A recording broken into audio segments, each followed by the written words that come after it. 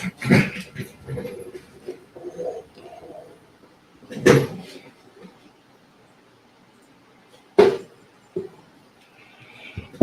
what's going on? This is Malcolm, and I am back with another Destiny 2 video. I want to let you know that Devon is doing a live stream in just a few hours.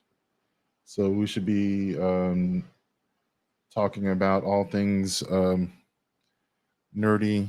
I have no idea exactly what his topics are, but I have enjoyed joining him and his panel every Sunday at 5 p.m. Eastern. That'll be on the main Male Media Mind channel. But recently I've been doing these on my personal channels and just going with the M3 gaming identity. I play Destiny 2 to relax, de-stress, and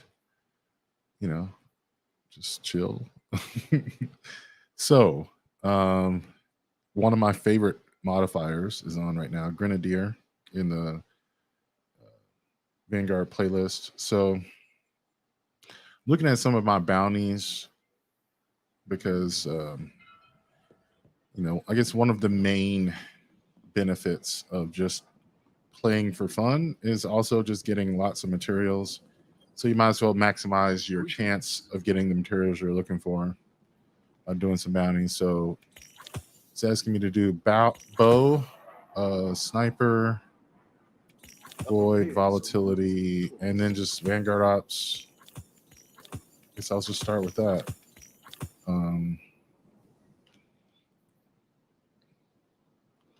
You see, it also asks for a glaive. I'm gonna open up the tablet and pull a glaive, and that'll be for my next round of gameplay. I'm using Little Light instead of Destiny Item Manager on my tablet.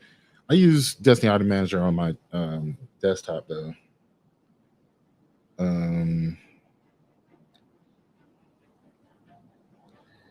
Only thing is with Little Light, I've had it break on me a few times when I was trying to do whenever there were like certain updates that I needed to do.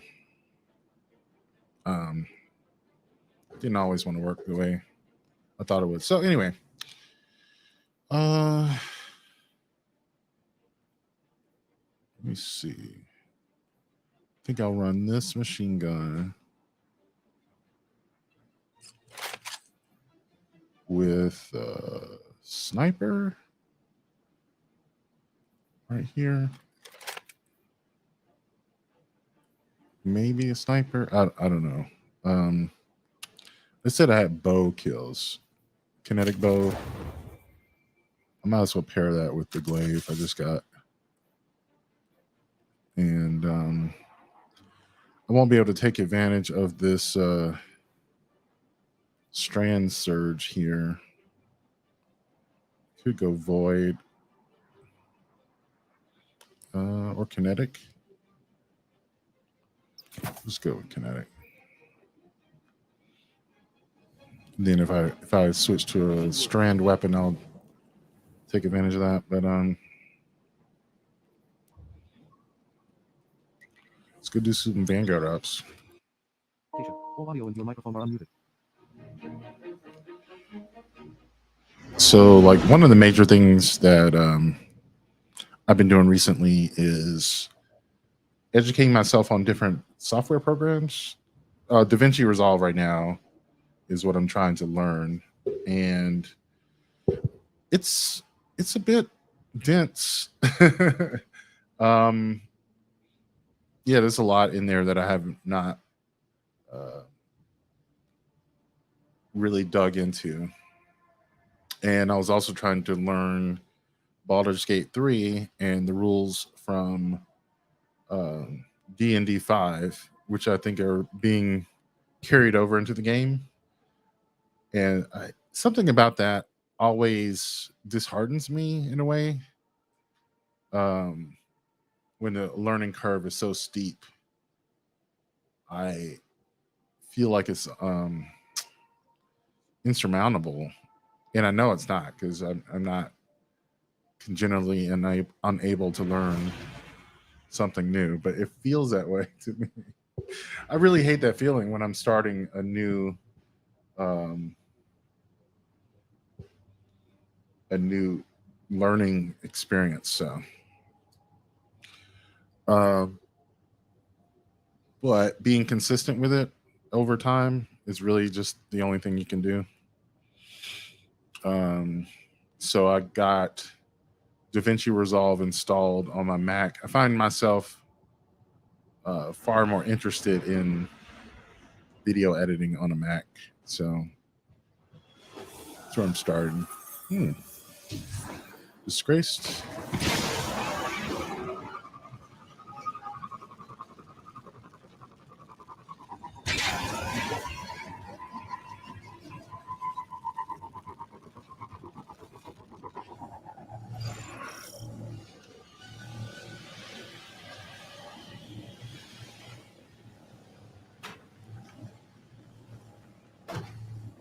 Lots of movement ahead. Be ready for anything.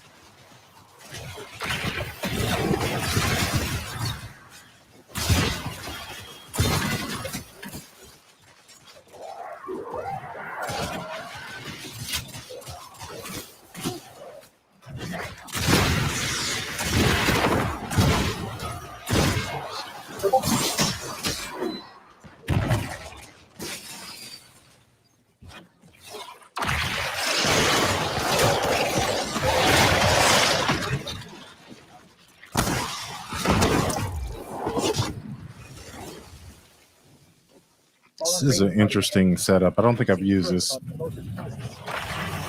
I usually use the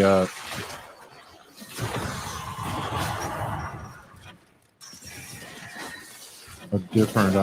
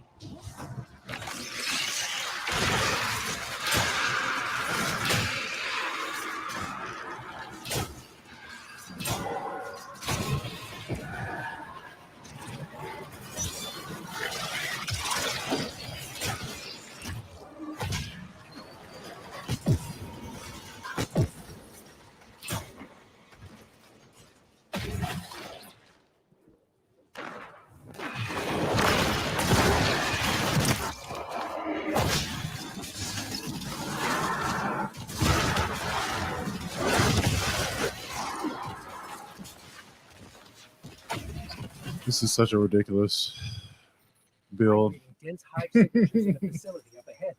I should be able to actually play this without Feels like a trap. holding my breath, you know. But I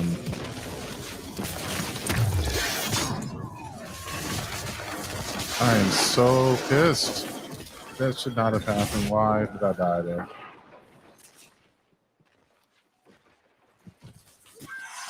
I need to just turn finishers off.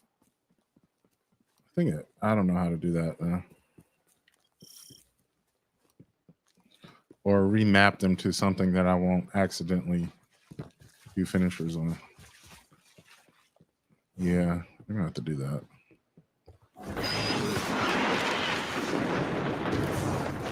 So messed up, man.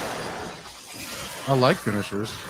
It's just like randomly at times, the physics of the game will just kill you while you're in the middle of a finisher animation. And one of the things I like to do is get flawless strikes. And I was just thinking to myself, man, this build is so great at getting flawlesses.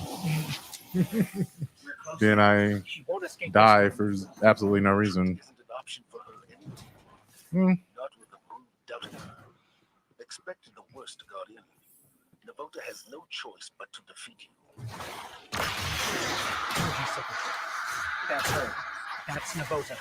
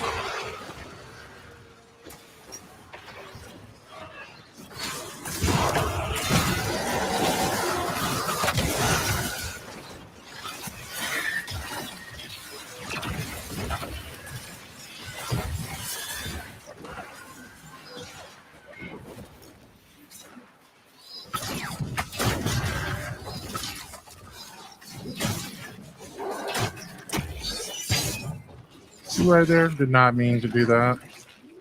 That could have killed me.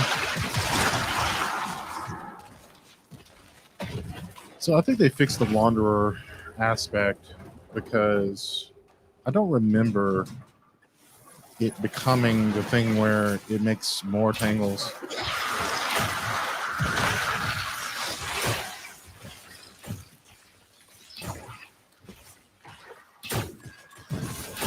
I could have swore it was on the Swarmers, but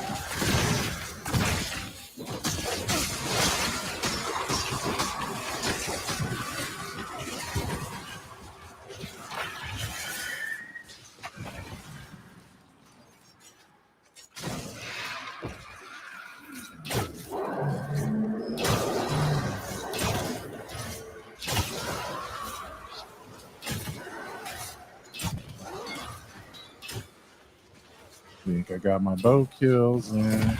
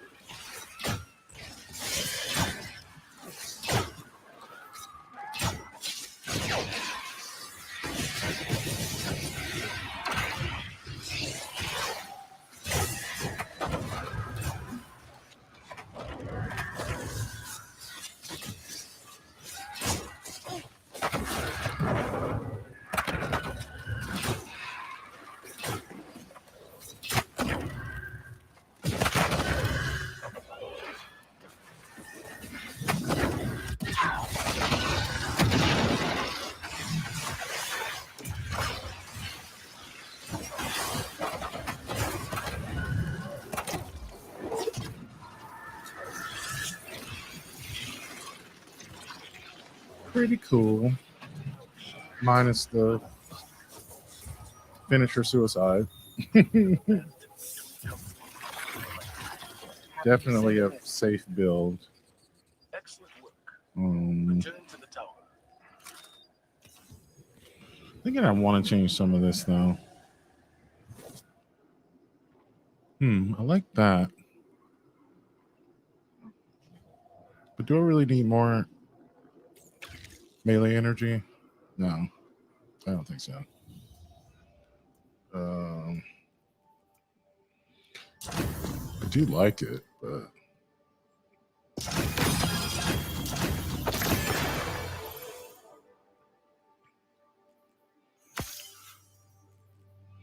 damn, I still got bow kills.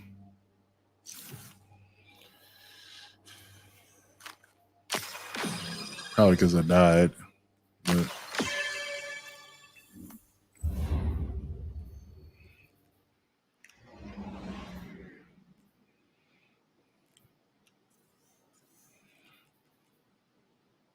finisher striker, huh? And bow striker. Okay, so I still got bow kills. Did I get the glaive?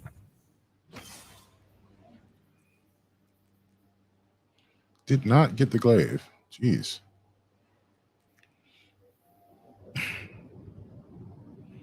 They asked for a lot of kills.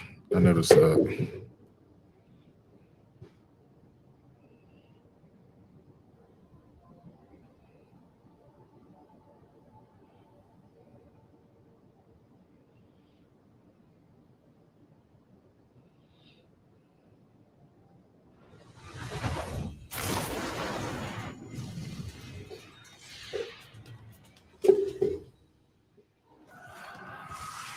All right, Guardian. This is a smash and This will grab. be interesting. Smash some hive, grab a chunk of submine. And live to tell the tale. I wish they had Nightfalls with Grenadier.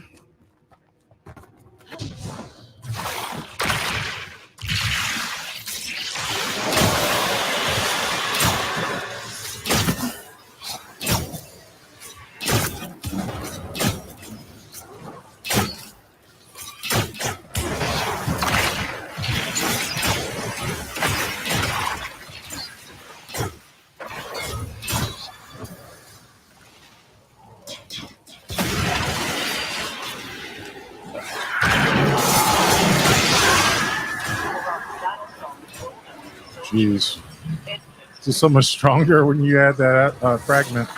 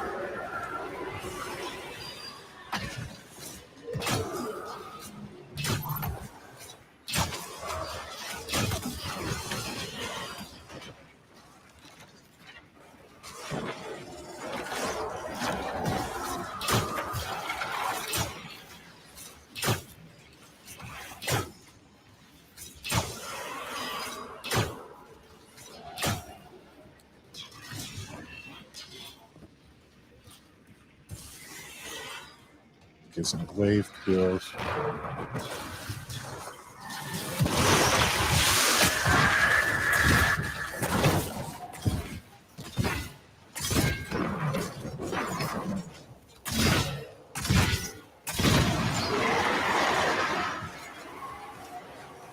it.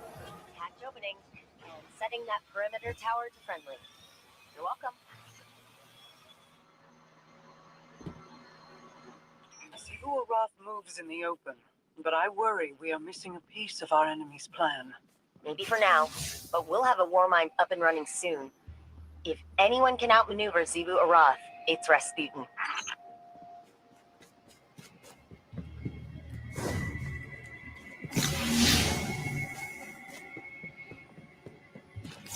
There we go. I made the wrong turn there.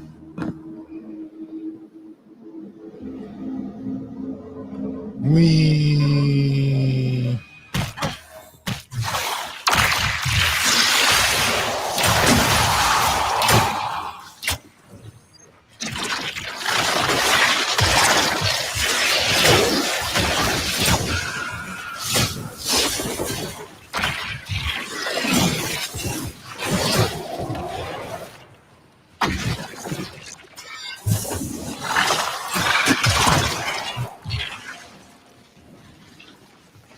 Damn, this bill is crazy.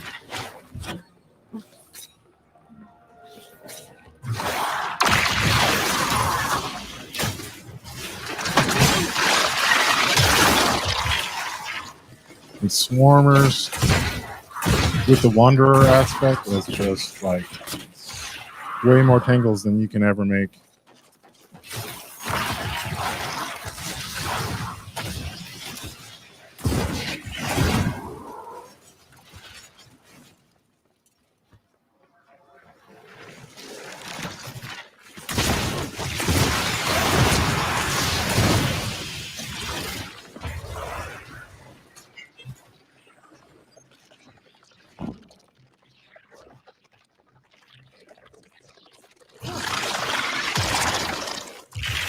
Pack me in and I'll get that door open again.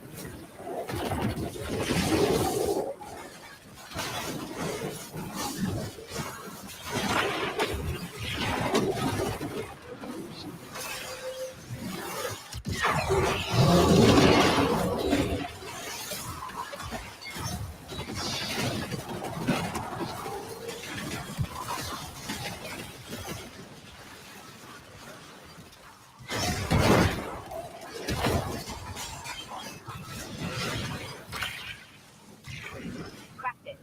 Windows are clear to move. All right, let's do it. Got the bow done.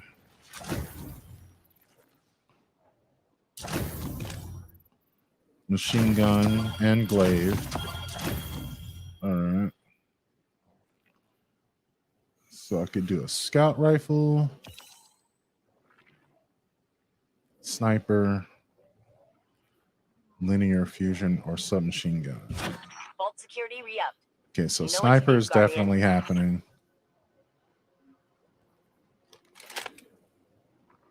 I could do linear.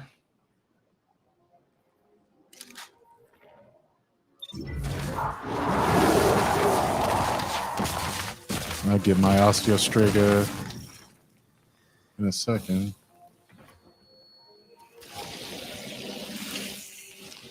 Okay.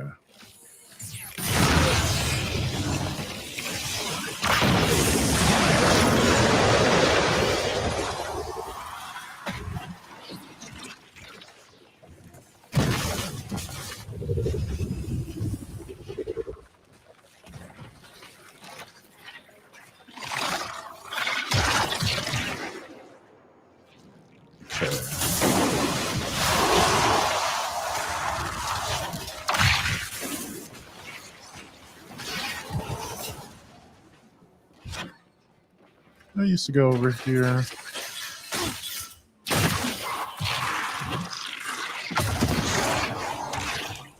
You were right, Mara. That Scorn's definitely trying to corrupt the submind and using some weird interface to copy out files. Luckily, it looks like Malahayati's rewriting itself with repair protocols every time we clear the bunker, so damage is minimal. I suspect the witness is treating this Scorn as a living archive, copying important information to its mind for I can't see safekeeping. past that. Troubling. I've got to work on my streaming lights, like it's glaring in my face.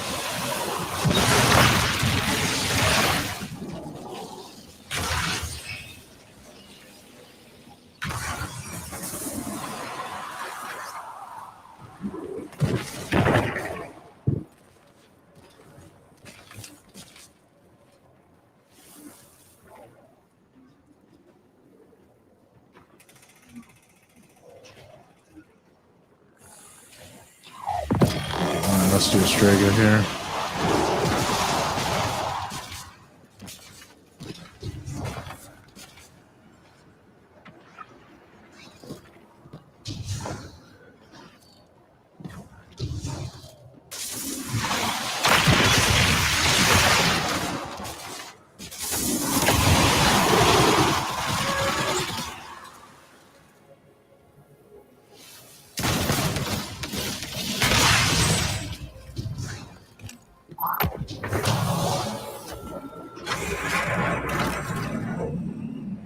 I think I have a strand loader on. All right, Malahayati, here we go.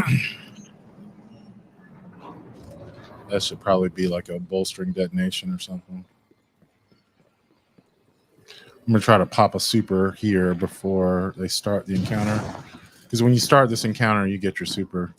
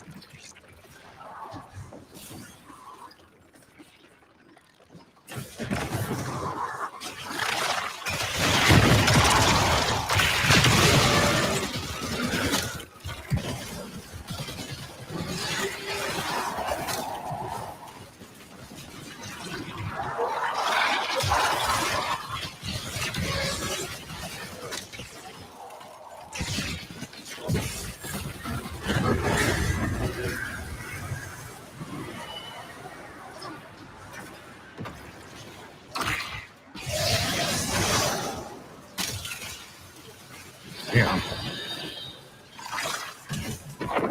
I melted like 2 majors with 1 grenade.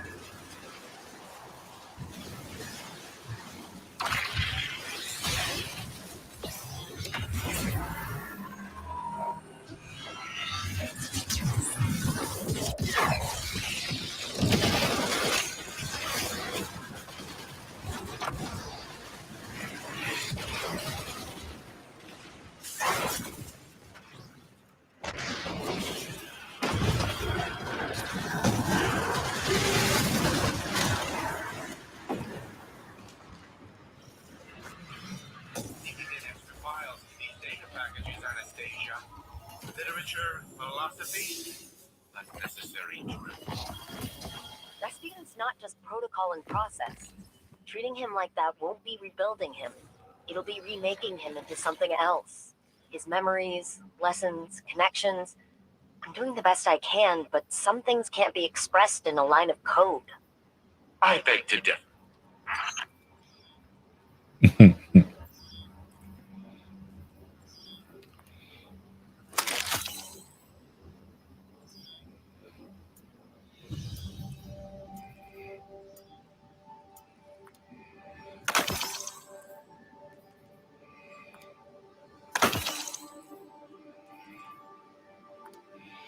Getting rid of some of these extra drops.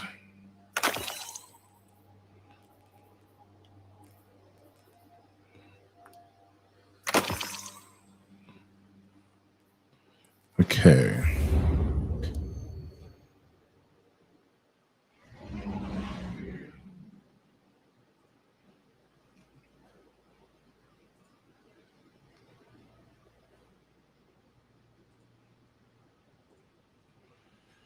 All right. All right. So I'm going to catch up on some of my podcasts while I play. One of my favorites has been the Bulwark podcast. I wasn't really in the mood for politics when it dropped on Friday. They're a center-right publication, and I find it interesting because I disagree with them a lot. You know, I'm quite liberal, but they're anti-Trump conservatives. It's interesting. So I'll play some. Go back.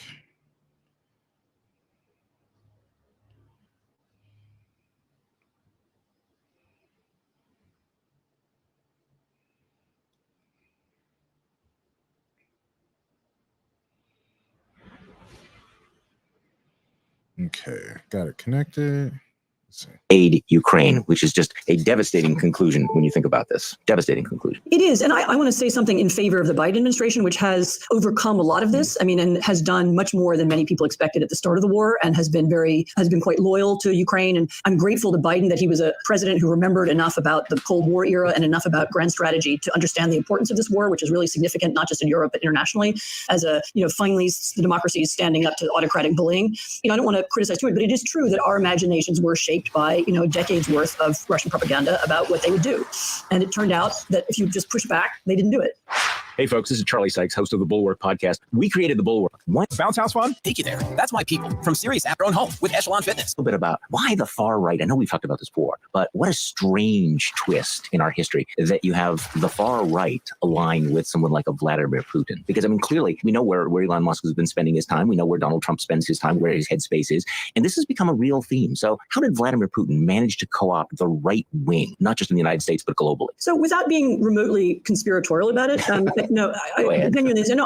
think he helped create it. I mean, I think the creation of a far-right echo chamber has been a Russian project for 15 years. So the idea that they would seek to promote extremism and promote extremist ideas and slogans and memes and so on, I mean, I think they've been doing that for years. In fact, I know they've been doing it for years. I mean, you can argue about to what degree it was them and what degree it was a kind of mind meld of them and the existing far-right, and to what degree it was just, people were ready for that kind of stuff for other reasons. I mean, I'm not giving them credit for, it's not as if they created this thing, but I mean, they did help. The idea that Western civilization is collapsing, that democracy is a disaster, and that the only thing that can save it is an autocratic or dictatorial power or regime is an idea that's very comfortable for the Russians, because it's in their interest for democracies to be weakened and to fall apart, because then they have free run of whatever they want to do. And it's also appealing to a certain group of, as it turns out, Americans, but also Europeans who dislike their own societies for other reasons, whatever. They dislike modernity, they dislike feminism, they dislike too many refugees, immigrants, whatever it is they didn't like about modernity and whatever they dislike about their systems, they have this alternative, and the alternative is an autocratic one. That is the appeal of Putin, and Putin understood that appeal, or the people who work for him did,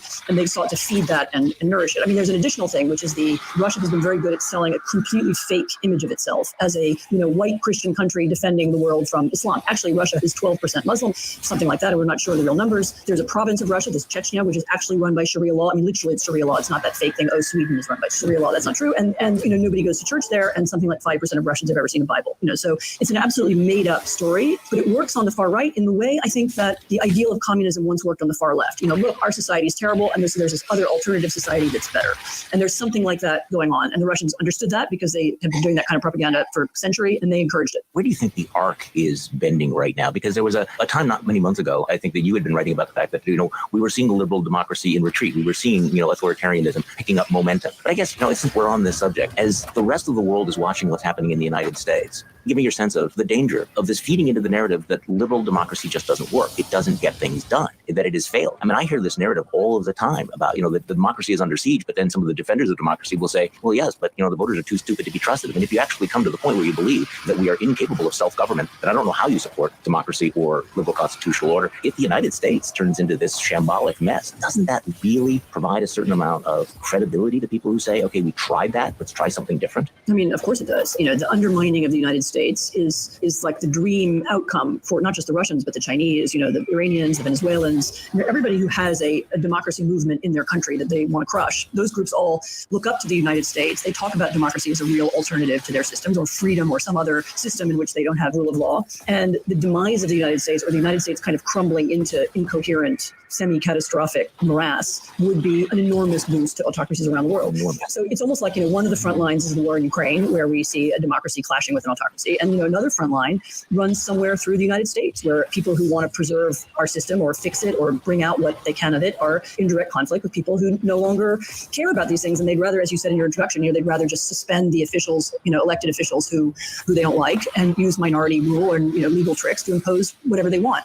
And that battle is, it's a kind of different version of the same thing that we see in Ukraine. And some of the same people are fighting it. I mean, Elon Musk is playing a role in, spreading vile conspiracy theories, in undermining institutions, in encouraging some of the worst features of online conversation. And he's doing that there. And, it's not surprising that someone like that fell for Russian propaganda, because he already lives in a world where all around him people are advocates of autocracy. It's just that most of the people he sees are Americans, not Russians. I don't know that anybody can answer this question, but, what has happened to Elon Musk? It wasn't that long ago that he was Time Magazine's Man of the Year, this colossus astride the globe who was, sending rockets into space and doing all these amazing things, transforming the way we drove cars. And now he increasingly sounds like someone who is spending time like the troll in the basement, reading these right-wing sites, spreading the most. I mean, we're not just talking about he's become more conservative. I mean, he is in what we used to call the alt-right world here. So I guess this keeps coming back to the question, was he always like this and the media only just figured it out, that we just now are exposing him? Or has something broken in this guy? I haven't read Walter Isaacson's book, but which is, by the way, not getting great reviews. No. I think that we're now seeing the Elon Musk phenomenon, that everything Elon touches,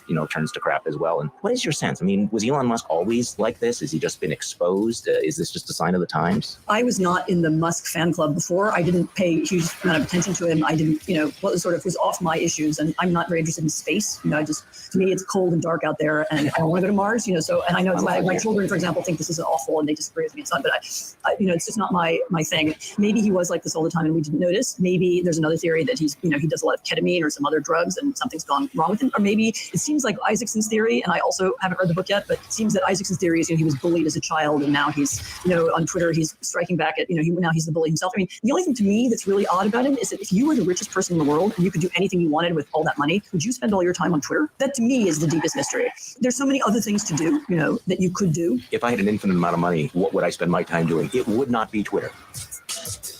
The Daugherty County Sheriff's Office barbecue is grilling up some fun with a side of community health. People come back delivery service around the world before the war because they didn't really think they needed it. Belatedly realized that they need lots of relationships with countries in Asia and Africa who are, ambivalent about the war and inclined to be nice to Russia. And so they have been thinking hard about how to make their case in, South Africa and India and even China. And I think the reason why he's coming to the UN is that. Washington, probably he's coming in order to meet with members of Congress to make sure that support for the Ukrainian effort is maintained. As far as I can tell, I might be proven wrong, in the next few weeks, but as far as I can tell, it will be maintained because despite Trump and despite the right-wing echo chamber we've just been talking about, and despite Musk and so on, most of the elected Republicans in Congress continue to understand the reasoning of this war. They support Ukraine. Some of them have been to Ukraine.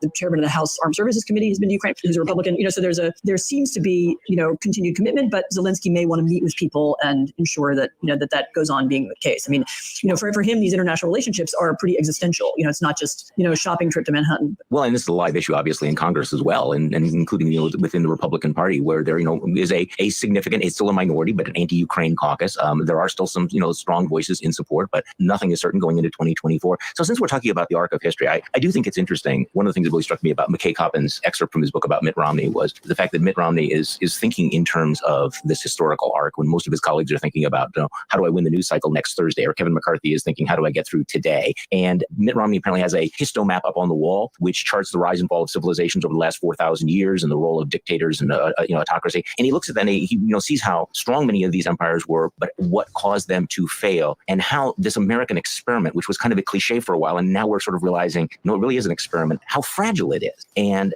this is interesting that Mitt Romney, thinking about this, in contrast to, say, the Josh Hawleys and the Ted Cruzes and the J.D. Vances of the world, and yet Mitt Romney is leaving. He's going off into exile. So I know you've written about Mitt Romney. So I agree. It's fascinating. I wrote a piece a couple of years ago about what makes people collaborate and what makes people protest. Only the Atlantic would have let me do this. The first 1,000 words were about two East Germans you never heard of. And there's a famous, they were brought up together. They were both communists. They both went to East Germany. One of them wound up being the head of their version of the KGB, of the spy service. And the other one was disgusted by, the reality of the East German regime, became a dissident, escaped the country. Anyway, and wound up years later teaching in the United States. But, the point is that here are people who are similar, they have similar backgrounds, and yet they made these totally different moral choices. And so what makes people do these different things? And then the second example I used was Lindsey Graham and Mitt Romney. I'm fascinated by this question, by the way. So it's completely fascinating because there isn't anything that predicts it. If you look at the biography of Lindsey Graham and Mitt Romney, Graham was in the army. He comes from a small town in South Carolina. He has this patriotic upbringing. You would say, whereas Mitt Romney, he comes from a sort of elite family. His father was a politician. He was involved in international finance, or, in Bain, he was a rich person, could have had lots of allegiances all over the world. So, so if you were going to just guess which one of them was going to be, the suck-up Trumpist and which one of them was going to be the brave, the person who tells the truth, you might have guessed the other way around. And yet, no.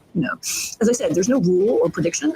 But maybe it is something, as you just said, maybe it's Romney's interest in history, his ability to step away from the present, to look at his role, in a bigger picture. Maybe that's what enables him to do it. Whatever it is, his personality made it impossible for him, even though, as that one reason that article was brilliant. This is the extract from Mackay Coppins' book, and I plan to get the book as soon as possible. But the extract was interesting because it also made clear that a lot of the people around Romney, including his staff, all thought that, for example, he should not vote to impeach Trump, and they were upset when he did. So even his inner circle, wanted him to. Paul Ryan called him and lobbied him, said how terrible it would be if he did this. Yep. And so even so, he had this other impulse that, as I said, maybe it was him thinking about his place in history. Maybe it's because he's, religious. Who knows? Maybe it's his wife. There's a comment in the piece about how his wife didn't say anything, but was clearly not happy with the idea of him not voting to impeach Trump. So I don't know. What makes up a human brain and what influences people to make any decision? There's usually 5 or 6 different reasons, right? It's not. There's a moral core to the man. He has a moral. You're right. I was thinking about this as well over the last couple of days, that this was not inevitable. He was a mild-mannered Mitt Romney who was never that comfortable in his skin. I talked about this with Ben Wittes on the podcast yesterday. He would put on certain personas when he was severely conservative. And then again, I got some pushback when I said this.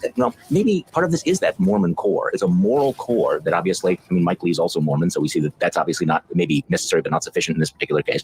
But there was something about Mitt Romney in terms of his character, in terms of his perspective. And I do wonder, what makes people go MAGA and what makes people break for them. And I do think that at least one of the through lines is the sense of history, is the sense of fragility, is the sense of knowing how things played out in the past. There's a reason why I think people who really have thought and studied deeply about what happened in the 1930s and 40s have been reluctant to go along with the MAGA movement. There's a reason why the people who think about their legacies, who think about history, who think about the broad sweep of it, who think about the fragility of liberal democracy, take a different route. I can't really explain why a Lindsey Graham goes from being John McCain's best friend and being a outspoken advocate for America is the shining city on the hill, decides he wants to be a Trump spear carrier. But it's also interesting, to think about why people like Liz Cheney and Adam Kinzinger and Mitt Romney made the decision they did, knowing that it might cost them the position. I guess it's also the question is, how do you determine in advance who has courage and who doesn't? None of us really know until we're being shot at, right? We can talk a good game. You don't know. I've written about, this is a somewhat different subject. I don't mean to make the crass comparison. I've written about concentration camps. I've written about the Gulag. And there's a similar thing. Before people are arrested, you don't know how they're going to behave when they get there because the conditions are so different. Suddenly all the rules are different. Everything's different. Whatever it was you were good at in the real world might not mean anything in this world and kind of unpredictable. And this is a little bit like this only in the sense that when suddenly the rules are different and what makes you succeed isn't what you thought would make you succeed, then you struggle. How do you know how to move forward in this new changed circumstance? And you just can't predict how people behave. Essentially the Republican Party is behaving as if it were occupied by a foreign power, and that's essentially, there was suddenly a different set of rules were in charge and everybody had to figure out how to adjust to that. And some people just adjusted and went along with it. And some people were unhappy and some people were dissidents, and that's kind of what happens when you have an occupation. And that's why I compared it at one point to Vichy. It's a little bit like that. And again, lots of people were mad at me for saying that, because it's, no, it's not Vichy and there aren't Nazis. Okay, but I didn't, as a way of trying to understand what happened. Useful analogy. It's an analogy that I find useful because Vichy was also a moment when the rules had changed and here you were occupied and either you could go along with it and continue to live your life, or you could join the resistance and maybe die, and so those were very hard choices. And some people had, sick children and so they couldn't join the resistance. There were all kinds of reasons that people had why they made the choices they did. But it seems to me the Republicans, certainly the ones in Congress, but maybe some out of the country as well, went through a similar kind of experience. experience. If they had made their career in the party, they had to make a decision about whether to stay in or go out or shoot themselves in the foot, and therefore be chucked out of politics. And it was not unlike that kind of decision. Well, it also goes to that fundamental philosophical question: what do you really value? What is really important to you? And it turned out, and again, this comes through in the discussion about Mitt Romney as he's looking at his colleagues. For many of the people in the Republican Party, it turns out that what really, really mattered to them was being in power, having those offices, having the stimulation, being important, being in the room. This was what was most important to them. Others, maybe people who actually had a life outside of elected office, who knew that the worst thing that could happen to you was not losing an election, had a different perspective. And Mitt Romney and others decided that standing up for these principles was more important to them. But it also, as you point out, this kind of adversity and the change in the power dynamics really does expose and reveal who you are and what you think about. So you may think that you got into public service because I really want to, make people's lives better, or I want to spread freedom around the world, or I really want to make this a better world for my children and my grandchildren. But when push comes to shove, what you really want is the office. You really want the title. You really want to be quote unquote relevant. And that's what's really important. And for a guy like Mitt Romney, he's going, and it's not just that he's independently wealthy, because there are other wealthy people who've gone along with all of it. But,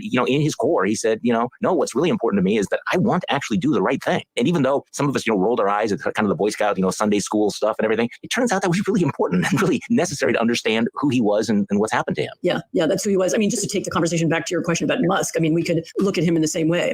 He's getting something out of having this kind of internet reach. And, lots of people are hearing him, and that seems to be something that motivates him, which is bizarre, because if he just made really good electric cars, he would be a hero, right? But there's something in him that wants something else as well. Even if you say that what he wanted was power, or he wanted influence, or he wanted respect, he had so many other ways of going about it. So there is something about the dopamine hit he has of tweeting out poop emojis and being a troll that meets some need in him. And I don't know, I'm neither a lawyer nor a doctor nor a psychotherapist, so I can't. Me too. I cannot drill down to this. Well, the piece is a must read of the week: What Russia Got by Scaring Elon Musk. Anne Applebaum, thank you so much for joining us on the podcast this weekend. No, thank you. I really enjoyed it. Thanks a lot. And thank you all for listening to this weekend's Bulwark podcast. I'm Charlie Sykes. We will be back on. All right. Let's see. My next listen will be. There you go. Love it or leave it. No, it's not. It's also bleak. No, it isn't. Oh, it's bleak. Well, it's bleak. I talked to one of the guys from Love is Blind. He was like, here's what it's like. It's torture. Yeah, it's horrible. But we enjoy it. When you go on Love is Blind, nobody wants to be. I don't want to be on it. No. I want to watch their torture and enjoy it. Nobody wants to be a Christian facing a lion, but it's still probably pretty entertaining couple of minutes. Thank you. And I would watch that coming next year on TLC. And that lion has like 12 kids. It's on TLC. Sam, let's start with this. A Ukrainian official claims that Elon Musk's refusal to allow Ukraine to use SpaceX Starlink internet in Crimea last fall led to civilian deaths. Doesn't it seem bad we've allowed a set of multi-billionaires who are clearly having a midlife crisis to shape geopolitics? It's very bad. Yes.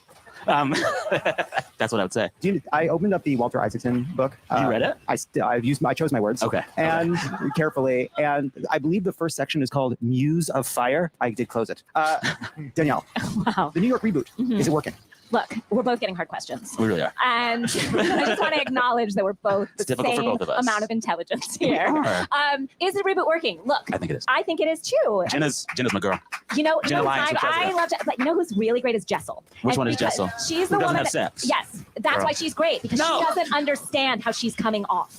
You know how like someone she's insufferable. Exactly. That's what you're missing the point. No, I think Jenna came in with a mission. She wants to sell those damn fake eyelashes, which are great. I've already She's bought. publicizing her shit. Like she gets it. The audacity of someone on one of these programs trying to use it as a platform. I love that. But what Jessel is selling is her personality, which is terrible. Awful. And so that's what we're coming for. I don't need someone that can acknowledge or like say they're sorry. I need someone who doesn't know how they're coming off. And so that's why she's great. What is so weird to me this season of the New York reboot is the obsession with arguing over food and meals and eating. But that's what the hell is that? Because they're starving. These women are starving. Well, and there's one girl who's just like, I'm going to the store to get food every episode. I know. What's her name? Uba. She's like, I'm going to the store. I'm getting food. Well, that's because what's so insulting is Erin on the Which show. one? I don't know their names. Which one is How Erin? dare you pretend you don't know I know her Jenna name. and the rest are just No, Erin on the show. She thinks she's Jennifer Aniston. But how dare she? She is, like me, Jewish, and she's not feeding anyone. How dare the she? blonde one.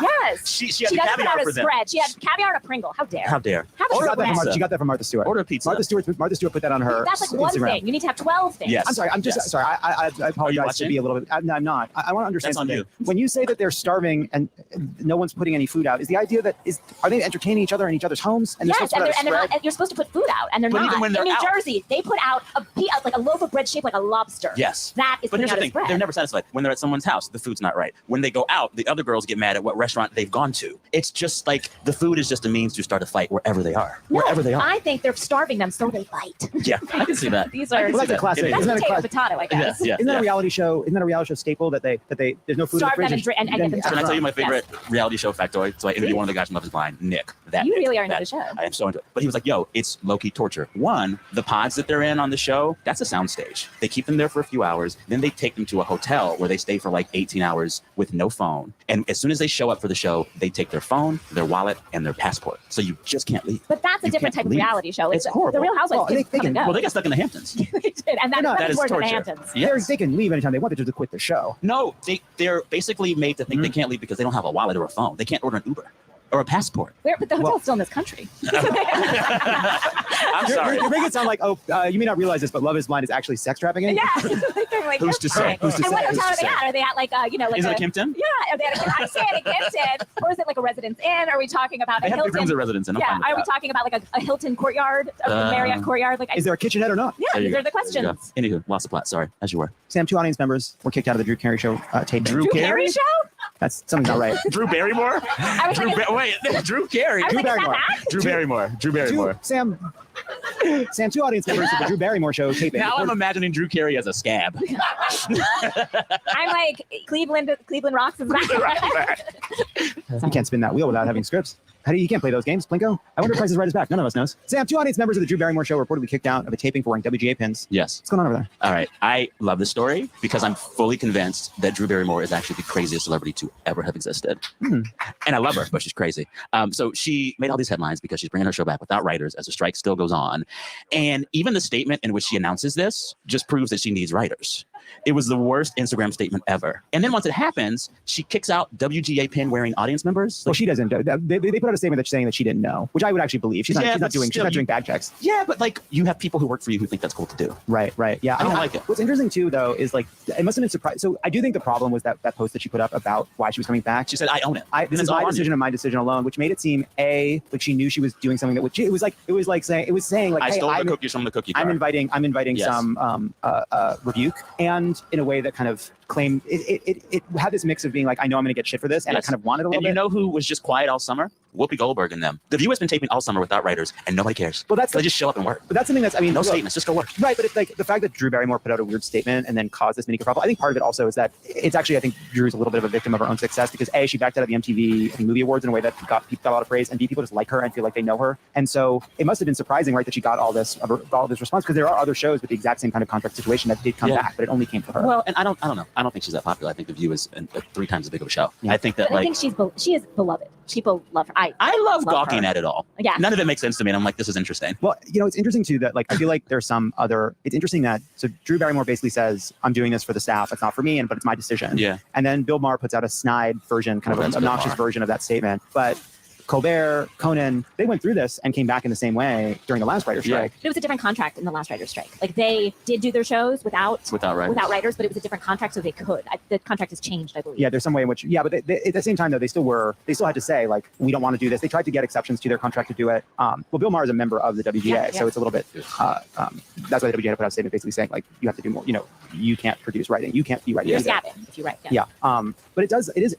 There's like sort of the online conversation about, which is a kind of an easy shot that people I think like don't do this. Yeah. But I do think that I think because their statements were so like kind of poorly given and received. Yeah. I think they like the version of the statement that say Conan did a decade ago, or that these guys did a decade ago, while also being on their show criticizing the studios and criticizing their own networks for not sort of giving the writers what they want. It is interesting to me that we're 5 months into this thing, and I'm sure they're under a lot of pressure from the people that work on the show and aren't writers. And there does seem to be there's the online conversation about the strike, and then there's the quiet conversation that's agrees that still believes the writers are completely in the right, but is more willing to be like, this is awful and this has to end. But be quiet about it. Move quietly. Do what you got to do. Again, I say, Whoopi Goldberg has been crossing the picket line all summer, and no one fucking knows. I think that there's also a self-centering here. Drew didn't have to release that statement. Her PR team didn't write that statement for her. She put it on her fucking notes app. These celebrities can't just be quiet and do the thing. Yeah. I don't like that. But I don't like that. I will say that The View kept going throughout the summer, where Drew's show has a Was summer stopped break. and then comes back. Anyway, so I don't know. Yeah. I don't know anybody involved with the situation, happen. But I do think that to come back suddenly during it, like Yes, if the view it's a just news kept event. going, Yes. it is an event. People would have noticed. Totally. So I'm not excusing her. Like I don't think you should cross the picket line. That's shouldn't how do I it. feel. You And I shouldn't also do it. think like writers aren't to blame for what's to happen. I mean, I'm a writer, so Well, and then what was really annoying, sorry, I actually do like Drew Barrymore, but in the statement and in the posturing around why she was doing this, she was like, well, obviously the Drew Barrymore show is very vital to the community to help them process the world right now. Really? Bless her. Yeah, it's I'm done now, sorry. No, there was that. Yeah, it's like I don't like when the government shuts down, it's like Essential there's services. essential workers. The Drew Barrymore show was an essential service show. Look, we all remember when the team behind the Drew Barrymore show was going to work during the pandemic, people coming out and clapping at 5 o'clock every day. That's too much. All right, Drew, call me. The rumors of a complete Atlanta reboot have fans worried. Now that you've seen the full you season, can't even put your heart in it. You're just saying it phonetically. Atlanta reboot. The rumors now that you've seen the full season and the reunions, do you feel a New York style reboot is necessary for the women of Atlanta? No. Like an all new cast? No, I say no to that. Yeah, I there's say a- until you get Nene back in the universe, it's not going to be right. What? I miss her. What about? Wait, no. I miss Nene. I miss Phaedra. A mess. Nene was the OG. I love Nene, but but there's bad blood there, so I don't know that she can. And you know answer what? that. If Andy Cohen has to leave for Nene to come back, What? Nene needs to be You're back. speaking about my Lord and Savior. How dare I miss you? Nene every I day. miss Nene too. We all can miss her. But I also think we can't go anywhere without Kenya. I think we can't go anywhere without Candy. I think that it's impossible to reboot. I think we need new people on the show. I don't think some of the women are holding their own. Candy is very busy right now. She's going to get an EGOT. Like that's her goal. You think that? Yes. Why not? First of all, I don't want to brag. I went to elementary school with Candy. Oh, she's nice. Oh, we didn't know each other. She was a different grade. Say you were the host of a podcast that was hypothetically going to meet and interview a housewife soon at a live show in Atlanta. What? Despite having never seen a frame of the show, what story arc would you recommend diving into to get the quickest understanding of her city and franchise hypothetically? I mean, in Atlanta, I think we'd have to talk about Ralph and Drew and the fact that he's been cheating on her and maybe she's been cheating on him. And I think also we'd have to talk in Atlanta. Are we talking about? Yeah, I will be in You will be Atlanta. there. I think Who are you interviewing? Tell us. Hypothetically, Tell us. Hypothetically, Candy, right? What? Oh, have you watched the show? Tell her. You need to tell her you tried bedroom Candy and you tried her sex swing. And Is that plausible to you? I tried it. No, to Why can't you try to me. Why can't you try her sex swing? You look flexible. Oh, wow. Wait, Okay. have you watched the show? Oh, sweetie. I know, but watch it. You got to watch it. I gotta watch it. Yes.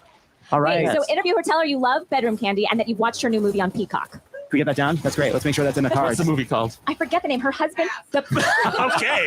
Thank you. Everybody watched The it. Pass. It's called The Pass, and it's about like a husband and wife who have a past, have sex with other people in their marriage. And I assume, haven't seen it, but I assume it goes awry. Sounds like it might. Yeah, I don't know. I don't want to guess. A few weeks ago, I was introduced to Mary Cosby, the Real Housewives of Salt Lake City. The Real Housewife of Salt Lake City, who's married to her step-grandfather on a subscription show, Terminally Online. That's a plug. But what our producers didn't tell me was that she was about to be out-weirded by the city's newest housewife, Monica Garcia. What fun facts can you tell me about this woman? Well, I don't think it's out weird because I think marrying your grandfather is probably the weirdest we can get. But I would say Monica. Think about that, Kendra and Ryan. I don't know that you can get weirder. Such an important point. Yeah, thank you. But I think what we know about Monica is that she had an 18-month affair with her brother-in-law. Oh.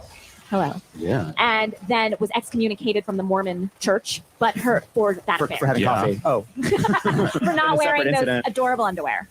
But she was excommunicated from that same church, but the brother-in-law could stay. Can I ask you a question? Come on. Yeah. That sucks. Can I ask you a question? Sister's husband or brother? Sister-in-law's husband. So in-law. Yeah, like they're not blood. Double-in-law. Well, no, they're definitely. I get that. Well, no, it could be it could have been her husband's, husband's brother. Sister's. Is it her husband's brother or is it her sister's husband's? I think it's her husband's sister's husband. Are we looking for a way to make this justifiable? Well, no, just no. Again, What's Mary happening Cosby is married to her grandfather. No. And look, and again, per the conversation we had, and Kendra, we can talk about. I'm curious why you thought this was weirder. Well, we'll dive into it. but this is not vertical on the heart. The important thing is this one doesn't seem like it goes up or down the family tree. It goes to the side. It's a branch. It's a flowering branch, if you will, on the side. Right. But it's all not great. And also a fun fact about her is that she cried on the show because she isn't as rich as the other women. And so she found herself in a Louis Vuitton store buying a Louis Vuitton just to kind of like make her feel better. Oh. And stuff. Did it work? It did. Because then in the next episode, she goes, guys, I've got Zannies in my Louis. Wow. Sounds like the Zannies worked. Well, I think she was trying to show off her Louis. Who doesn't have Zannies? But none of us have Louis. Right. And you can put Zannies in a Louis, but you can't put a Louis in a Zanny. Louis in a Zanny. That's what. And we're always saying that. We're never not. You know, as my grandmother used to say, you can't put a Louis in a Zanny. Now, what was he asking you about Russia again? Hey, Megan Thee Stallion clarified that despite what you might have assumed from a video taken backstage at the VMAs, she's not in a feud with Justin Timberlake. Lie. What if she had No one likes him. No one likes him. I agree. What he did to Britney. What he did to Janet. What he did to all of them. What he did to Jessica. What he did to my ears. what he did to country music when he released that Man of the Megan Woods wanted album. to fight that man, and she was restrained. And I said, Megan, you see him again on site. Cut him up. I gotta say, when I saw all those NSYNCs together, all those NSYNC boys in that elevator, all the NSYNC Boys is doing some work. Yeah, I know. Who knew that the real stud of the group was Joey Fatone. Fatone? Oh, I always knew. I was always Can we Team all Joey. talk about that? I always Team Joey. I was Team JC Chazé. Yes, JC's solo album Schizophrenic, quite nice. I was Looks-wise, that was Joey. if I was lighting a candle, it was for JC. Me too. Yeah. But And then wow, Justin closed it out. Joey is Zadeh. Joey is a Zad. Yeah.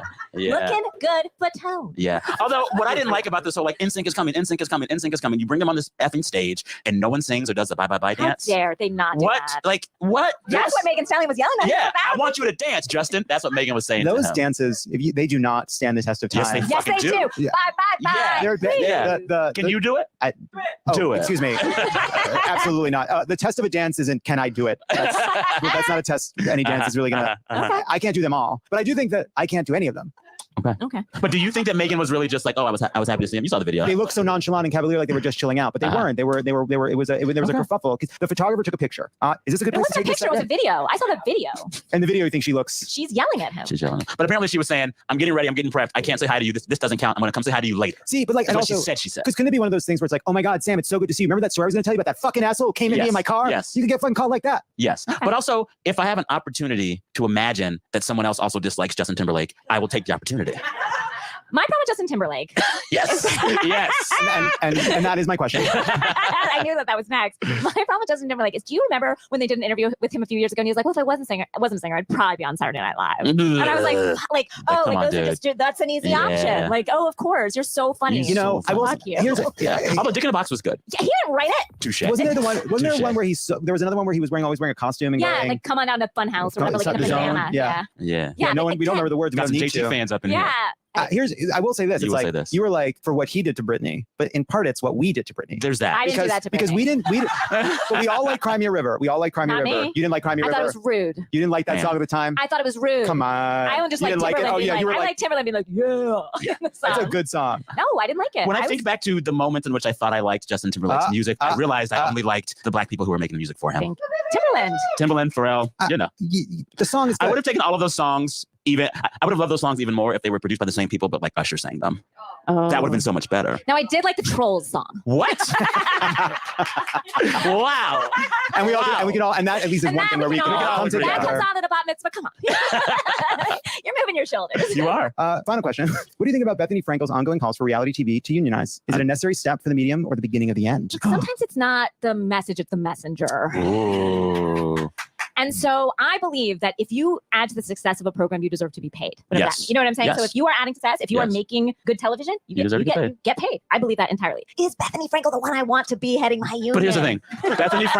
Bethany Frankel got us to pay attention. I'll give her that. Yeah. She's a Yes. big enough star in that reality world. She says something, you look, you talk about it, you think. I don't want her at the negotiating table. No. I don't want her to be a shop steward. But like hold the megaphone. That's fine. But then she's taking that megaphone to the next day to the Walgreens or the TJ Maxx and giving them used makeup. Like I have a Yeah. problem She's a with mess. like she's a mess. Like She's her a eating mess. crab I like mean- in a hotel room, being like this sort like crab juice dripping down. She's her wild. face. Like I'm just But like also- this is not the. The larger question though is like, can some of these reality shows ever successfully be unionized? How can you unionize below deck? Well, how can you how can make you- it a safe workspace? Yeah. It's below deck. Well, I think you can. You have to make it a safe workspace because on a boat, that's a workplace in Unless general. unless you make them not drink, you can't fix it. Well, that's after hours, right? No, but I guess like you have to. They stay drinking. They stay drinking. stay I'm drinking. not. Listen, I don't take to the high seas in my reality program. you like I'm your on drunks on solid land. ground. Yeah. Uh-huh. I'm on solid ground, so I don't go. I on just the feel like I don't know. It's like can you unionize the fifth circle of hell? Sure, it's still the fifth circle I of hell. do think Some of these shows are You just can't complain. bad. You can't complain to your rep when it's hot at the Fifth Circle of Hell. Yes, Yes. well, yeah, exactly. How did It's you not hard, come and with like me? the reality union, like can we unionize 90 Day Fiance? You can't do it. Like I don't You know can't how do we it. Well- unionize that. Also, if you unionize these shows, they become no fun. You don't want to see that. You don't want to see a unionized reality show. You want Right, to see. but you is wanna there a see- world? It could just be about the money. It It's could gonna just be be about the money money. and also about safety. I think we need money and safety. Well, they're Yeah, also but- asking about mental health protocols. So basically, all Well, yeah, of you these shouldn't be shows here. do For your mental extreme health, you're out. isolation. No, but like all of these shows put the contestants through extreme isolation to. Okay. Take a little break here.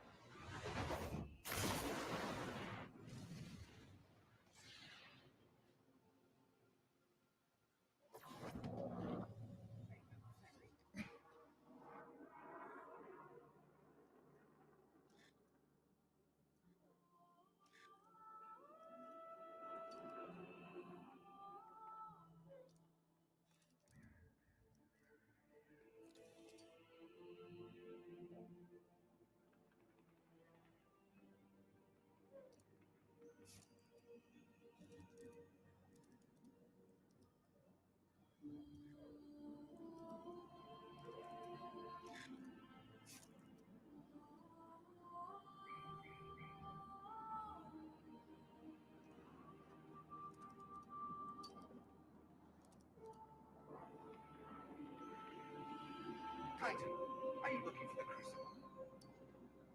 My team lost last night.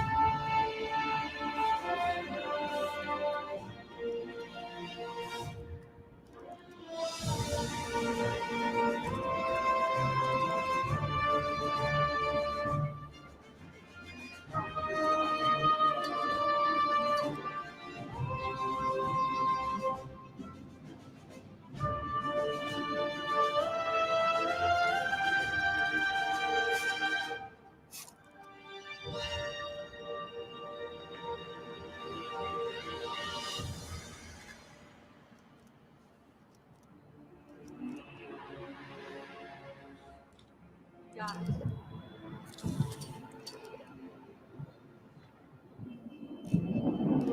I see the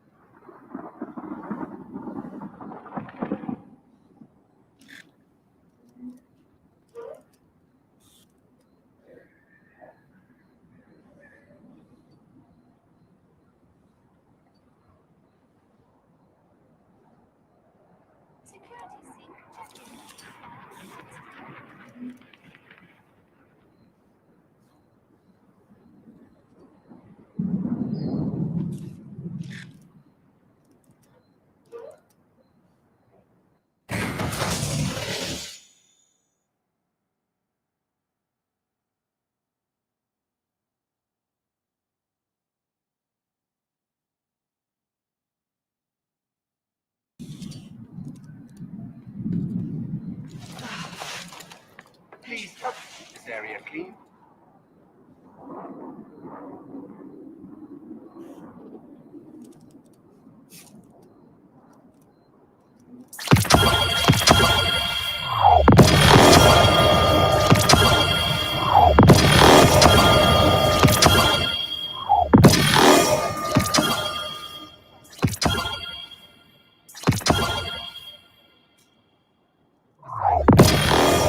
Hey, back, and I'm gonna try out my Titan. Damn, he looks weird. But transferring all my weapons from my Warlock.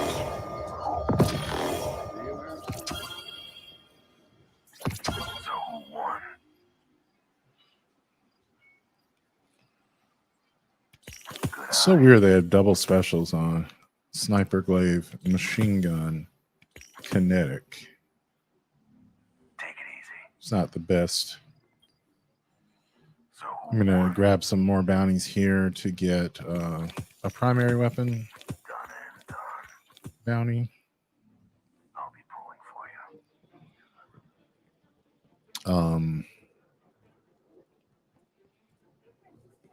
Check here. Hello, Guardian. Yeah, the bow, sniper. Requisition approved. Do bow and glaive again to start off. And let's check my postmaster, make sure it's not full. It's good. Oh, I'm not going to play any Gambit. I sometimes like to grab the bounties anyway, but just go to the lectern and get those. Let's see.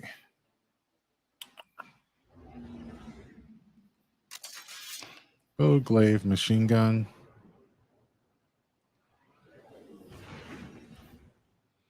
I have an exotic for either the here or there, but I guess I'm just running an exotic machine gun. Just make things easier.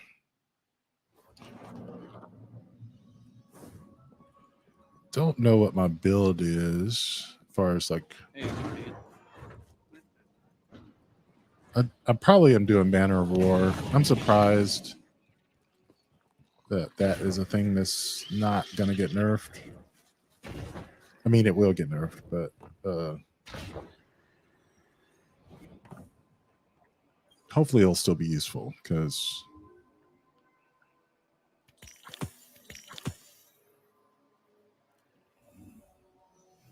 the reason it's going to get nerfed is simply because it's a must pick. If you're running Strand on Titan now and you're not running that, it doesn't make sense.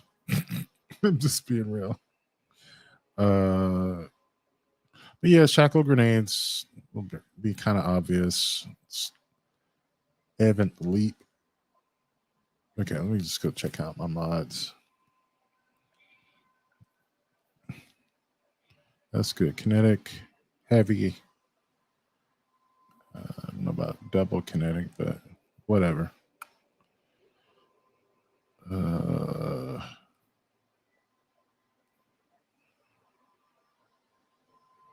Let's see.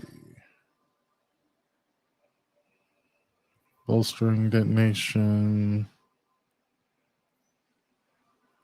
Fireball, kinetic loader. Okay. This I could probably put heavy-handed there.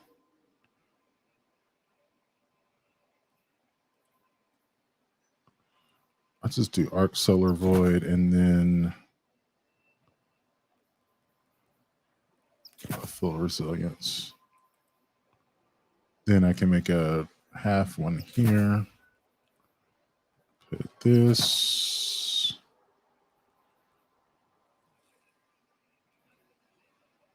Kinetic. I guess it's fine that it don't have the full thing. Yeah, this is good.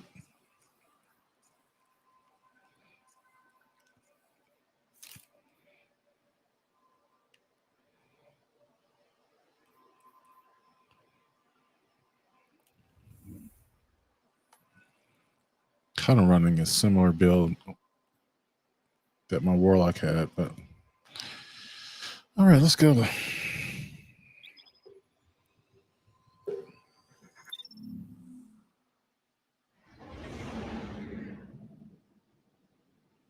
Listen to the news roundup.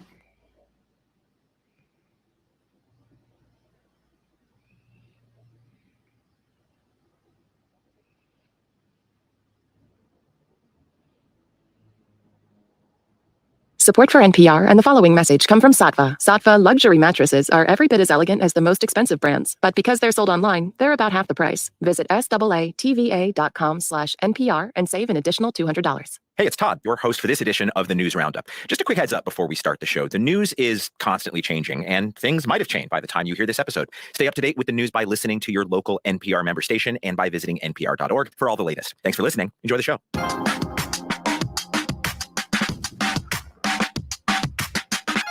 You're listening to the 1A podcast. I'm Todd Zwillick with Vice News, and it's time for another edition, the News Roundup. Let's get into it. We start this week with a question asked by White House Press Secretary Karine Jean-Pierre. Can you imagine shutting down the government over a political stunt? Well, I can imagine it, and we might be about to do just that. On Tuesday, Speaker of the House Kevin McCarthy directed top congressional Republicans to open an impeachment inquiry into President Joe Biden. That reversed his previous stance that any investigation like this would only be initiated with a full vote of the House. That didn't happen. We also have news on retirements, manhunts, and indictments here in America. And from Queens, New York, one of the best sports sports stories of the entire year. And to help us make sense of everything that's going on this week, we have three sharp, very close observers of the news and good friends of mine. Taylor Poplar's Washington correspondent from Spectrum News is here. Taylor, hi. Hi, Todd. Great to be here. Benji Sarlin from Semaphore. He's the Washington bureau chief. Benji, good to have you. Good to be here, Todd. And Cheryl Gay Stolberg, of course, Washington correspondent for the New York Times, familiar guest to all 1A listeners. Cheryl, it's always great to see you. Thanks, Todd. It's great to be back. So let's start with news about Hunter Biden. We got a lot to get to, and many of these stories are interconnected and interlaced. So Hunter Biden, on Thursday, special counsel David Weiss announced that President Biden's son is facing new felony gun charges, 3 charges. Federal prosecutors claim Hunter Biden made false statements about not being addicted to or using drugs when he bought a gun in Delaware. That's according to the indictment. So Benji, this all comes after a plea deal fell apart earlier this summer that addressed this gun issues and some other issues. What exactly is Hunter Biden charged with now?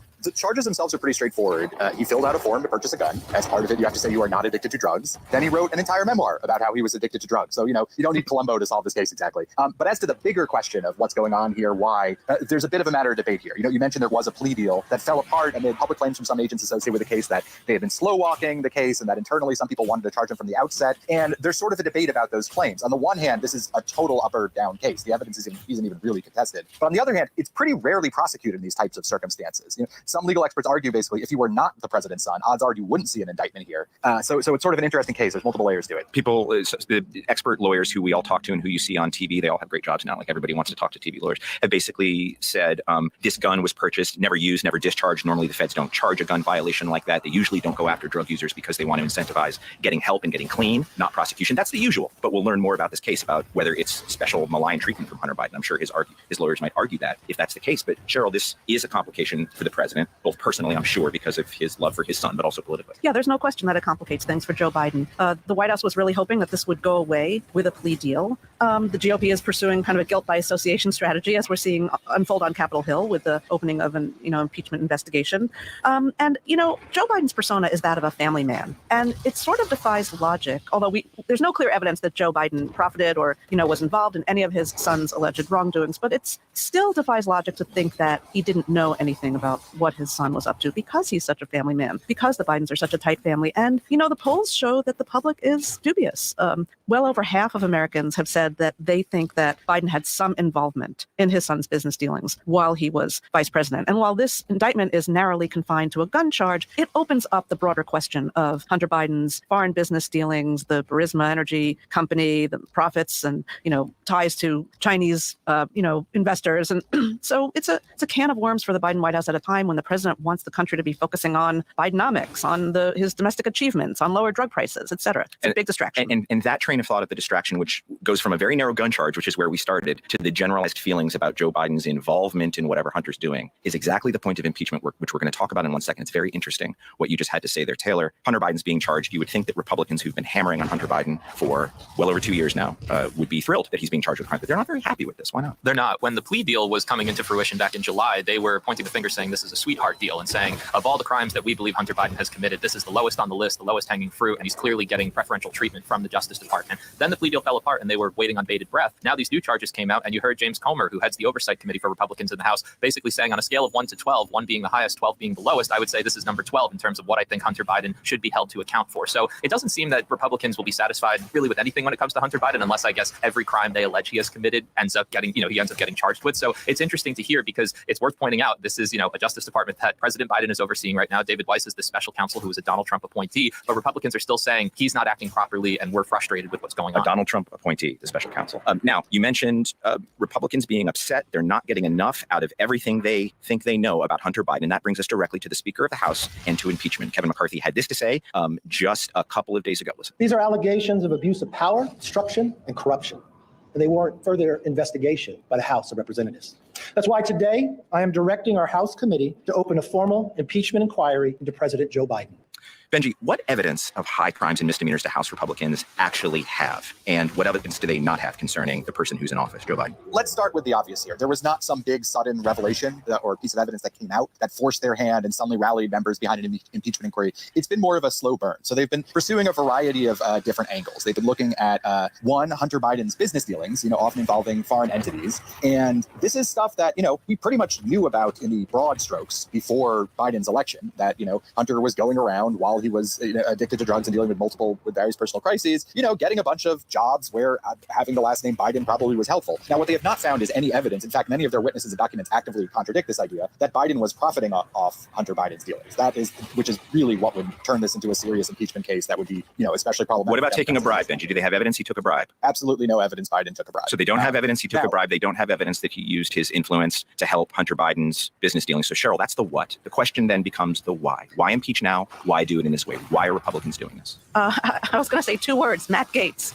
And by that, I mean that Kevin McCarthy is under serious pressure from the right to do this. Matt Gaetz is a Florida congressman who has literally been taunting McCarthy and who led the push to extract a promise from Kevin McCarthy that he could be ousted on a snap vote of the House. And Gaetz has come to the floor of the House and has said that McCarthy is not operating in compliance with that deal. And one of the things that the right wants, in addition to recalcitrance on spending, is for an impeachment inquiry into Joe Biden. And I think, McCarthy is sort of caught between a rock and a hard place. Republicans have been saying since before they won the November election, since I looked back, September of 2022, 2 months before the midterm elections, they were already promising that if they regain the House, they will impeach. Right. They were always going to do this. And now there's pressure on McCarthy to act on those promises. Republicans are saying that, at this point in the Pelosi speakership, investigations were already underway into Trump, and they see a parallel here. How important is it that Trump wants this? He's very important. And he's been on the phone to them. Yes, it's extremely important that Trump wants this. We know that from reporting from my own newspaper that Marjorie Taylor Greene and Elise Stefanik had both been talking to Donald Trump about the prospect of impeachment proceedings. Trump, of course, is very eager for it, and as vengeful payback, and also as a help to his own political prospects in 2024, as he himself faces 91 counts of indictment for alleged wrongdoing. Donald Trump was twice impeached by the House of Representatives. We're going to talk more about why he wants to make sure Joe Biden is impeached too, and also about those 91 felony counts and what some of the incentives might be for news coverage and why House Republicans are doing this now. It's very important to understand the why. Benji gave us the what, and they're going to be investigating the what, but the why to me is the much more important question right now in the absence of hard evidence that Joe Biden has done what Kevin McCarthy was alluding to there. A lot more of the roundup still ahead. Stay with us. This message comes from NPR sponsor W.W. Norton & Company, publishers of Crossings by Ben Goldfarb, an eye-opening account of the ecological transformations wrought by roads from the award-winning author of Eager. Crossings, now available wherever books are sold. This message comes from NPR sponsor Home Chef. It's tough to break expensive takeout habits, especially when you're short on time and fighting hunger pangs. But Home Chef delivers home-cooked meals to your dinner time routine. Each weekly menu rotates 15 oven-ready and fast and fresh meals that cook in the oven or microwave for a fresh, flavorful meal with minimal steps. After you're done, toss the tin for easy cleanup. For a limited time, go to homechef.com/NPR for 18 free meals. The following message comes from NPR sponsor Satva. Founder and CEO Ron Rudson is proud that each Satva mattress is made to order. Your mattress has a birth date after you order it. Nothing sits in muggy warehouses. Nothing sits in muggy basements of stores. When you order it, you're getting your product made fresh for you, and people love that. To learn more, go to SAATVA.com/NPR. Let's get back to the conversation. So, gang, back to the issue of impeachment and the why. Taylor, we were speaking before the show a little bit about some of the parallels to this impeachment and the Benghazi investigation in the run-up to the 2016 election. The nominee then would be Hillary Clinton, the Secretary of State. Benghazi was launched. We can't get into the details of the investigation here, but we can talk about the incentives and the coverage to explain some of the why of this impeachment. There was round-the-clock coverage when the Benghazi investigation was playing out. There were very public hearings that were televised where then Secretary Hillary Clinton was testifying for hours on end about what happened to this embassy and the attack and what was known intelligence-wise. What most stood out politically speaking, though, was Kevin McCarthy, who was not yet speaker but was rising in the ranks of Republican leadership, gave an interview, I believe it was on Fox News, where he was asked about the investigation and basically said, this is, helping us politically. Look at Hillary Clinton's poll numbers. That's kind of the summation of it. And that kind of took the air out of the balloon as Republicans were moving forward with this probe and insisting that Hillary Clinton should not become the Democratic nominee because of what happened in Benghazi. And it became a political punchline for a lot of Democrats, and for Republicans, it was viewed as a bit of a slip up, and it impacted McCarthy's rise, and it delayed him getting to the speakership by several years. Now you have McCarthy as speaker, as Cheryl was just mentioning, having to pursue this investigation. Some members basically saying, no matter what, we have to go forward with this. And because McCarthy has now risen to a position that he's dreamt of having for basically his whole life, he's saying, all right, we're going to move forward with this no matter what. It's also interesting when you look back at Donald Trump's first impeachment and you look at big Republican allies like Congressman Jim Jordan from Ohio, who said the second that Trump got elected, Democrats knew they were going to impeach him. This is wrong. This was premeditated. Now Democrats are arguing Republicans are doing the exact same thing. And as you alluded to, they've been talking about it since before the midterm elections. Benji, one of the stories of Benghazi, as Taylor says, is the coverage. And back then, that story ended with something we're all familiar with. Lock her up, lock her up. The chants that really were the beating heart of the Trump campaign. Are the incentives similar now? Are Republicans relying on a certain kind of coverage of wrongdoing in the Biden family to help lead them toward the 2024 election? Well, obviously, I mentioned earlier that there wasn't some big revelation that accelerated this impeachment push, unlike, say, the first Trump impeachment, where what really kicked things into overdrive was news of his call, with Zelensky that, made it pretty much untenable for Democrats not to pursue impeachment. But what is going on is, yes, the more Trump gets indicted, the more incentive there is to try to muddy the waters by saying, look, Biden has an impeachment inquiry hanging over him. Trump has 91 indictments. They both have legal issues. Both guys are corrupt, in other words. Yeah, Trump might be corrupt. You have trouble with both. Maybe one were years-long investigations that are actually being presented for a jury with mountains of evidence. Maybe the other one is just an investigation that hasn't found any direct evidence. But they both can fall under legal issues. Now, I will say within this, partisanship can matter a lot. In that Benghazi case, it affected McCarthy. But the big thing that probably made Trump president is that they found in that investigation, not really related to anything with Benghazi, about Hillary Clinton's private email server. And the substance of that investigation, that substantive piece that was new information, ended up having huge effects. I would say that is probably going to be the measure of an impeachment inquiry more than whether it's seen as partisan. It's, can they produce new information that's relevant to voters? That's really what matters. And that new information put the FBI Director James Comey on television 10 days before the election to denounce the Democratic nominee. Remember that? I sure do. Cheryl, go ahead. I do remember that. And and a lot of people will tell you that cost Hillary Clinton the election. But what I was thinking, as Benji was talking, is that it's really going to be incumbent, I think, on the press this time around to draw the distinction. We have a former president who is facing 91 felony counts for actions that he himself took. And we have, on the other hand, on Capitol Hill, this impeachment inquiry that really revolves around the Biden family, not around the president himself. And so I think there's a false equivalence there. And I think we in the press are all going to have to watch out for that and for not falling into the trap of creating that false equivalence of saying, okay, there's, they're both under investigation. So, a pox on both their houses. Political coverage that equalizes things that aren't necessarily equal. Right. And separately from that, I wanted to come back to something about McCarthy. In 2015, a North Carolina congressman named Mark Meadows from the far-right Freedom Caucus walked to the well of the House and filed a motion to, quote unquote, vacate the chair. That is parliamentary talk for ousting the speaker. And Kevin McCarthy was Speaker John Boehner's number 2 at that time. And that move by Meadows led ultimately to the resignation of John Boehner. Boehner just decided he had it. He didn't want to contend with the far-right Freedom Caucus anymore. And McCarthy watched that very closely. And he has seen this movie before, and he doesn't want to be the next John Boehner. You're suggesting he might have learned how to survive, which brings me to our next topic, because I said a lot of things were interconnected and interrelated, and boy, did I mean it. Taylor, there's a government shutdown looming in that very same House of Representatives. That very same Speaker of the House is on the hook to try to prevent that shutdown.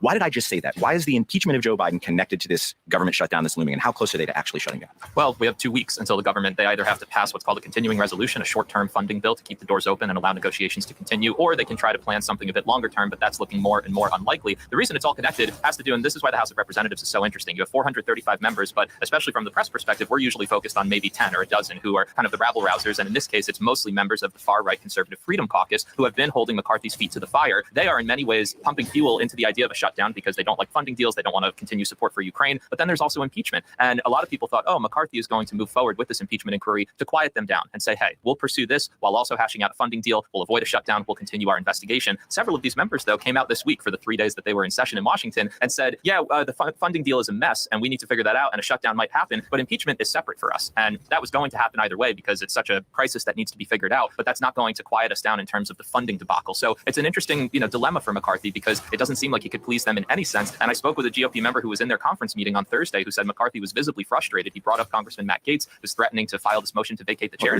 He was cursing in their private meeting in words I cannot say here. Exactly. And basically threatening him and saying, do it, let's hash this out in public. So it's an interesting time for McCarthy, who so badly wanted this job and is now dealing with not just a traditionally thin margin in the House that we saw Speaker Pelosi deal with when Democrats were in control, but he has these members who are basically saying we won't be satisfied with anything. And we're, zigzagging from impeachment to a potential shutdown. And McCarthy is showing the extent that he will go to keep that job and avoid following the fate of his former boss, John Boehner. Well, let's give the House a break for just 1 second. Let's go to the Senate because there's Alabama Senator Tommy Tuberville. He's refusing to budge on more than 300. There's 300 military officers now who have not gotten their promotions. He's been blocking them despite growing pressure from his fellow Republicans. Here's one. I think holding these non-policy making career military who can't be involved in politics at all is a mistake. And we continue to work on that. And I hope at some point we can get it cleared. Senate Majority Leader Mitch McConnell there, of course, talking to reporters on Tuesday. So for 6 months, Tuberville's been holding up military nominations to protest a Pentagon policy that ensures that service members can access abortions and other reproductive health care by getting their travel paid for and so on. Cheryl, How many? I mentioned 300 positions being affected. Are they any closer to a resolution? Is Tuberville moving at all? No, he is absolutely dug in. And I think this shows sort of the extent to which abortion politics have taken control of a lot of the business of Congress. And this is a real problem. You mentioned 300 military personnel being denied their promotions, but among those military personnel is the potential next head of the Joint Chiefs of Staff. General Mark Milley is retiring, and Biden has nominated his successor, General Charles Q. Brown, Air Force General, and Brown's advancement is being held up by this Tuberville move. And you can hear the frustration in Mitch McConnell's voice. And in a way, it's kind of a test of McConnell's leadership or his clout. I mean, he is clearly not able to bring Tuberville in line. And I think this is bad strategy for the Republicans because Americans don't like it when Congress messes with the men and women who are defending the country. So I think it's not really a good look for Republicans, and McConnell recognizes that. And Tuberville has been entirely unwilling to move. I should say, I think I just promoted Mitch McConnell to majority leader. He's the minority leader. Let me correct that. I'm sure that he doesn't mind a promotion, but we won't give it to him here. It's his former title. Just his former title, not his current title. So also a very busy week on Capitol Hill in the hearing rooms in the world of tech. On Wednesday, the country's largest tech executives, the biggest ones, loosely endorsed regulating artificial intelligence, AI, at a closed-door Senate meeting. That meeting included Tesla founder and owner of X, formerly called Twitter. Here's Elon Musk talking to reporters after that meeting on Wednesday. The key point was really that it's important for us to have a referee, just as you have a referee in a sports game or all sports games, and that the games are better for it. This meeting may go down in history as being very important for the future of civilization. That was Elon Musk talking to reporters after that Senate meeting on AI. Benji, what are the main takeaways from this meeting? Is Congress equipped to regulate AI and all of the major issues it might be bringing to the culture very, very quickly? Well, I'd say one of the main takeaways is at minimum, there's just tremendous interest in this issue. I mean, the fact that you can just get everyone from Elon Musk to Mark Zuckerberg to Bill Gates to Sam Altman, but also the head of the AFL-CIO, the head of the largest teachers union, all in a room together to discuss it, shows how much interest is. Now, Schumer and other members, this isn't really a partisan issue yet. Leaders in both parties have talked about how they may need regulation around AI. They're very interested in it. There's working groups, but it's a very, very immature process at this point on both the congressional side and the industry side.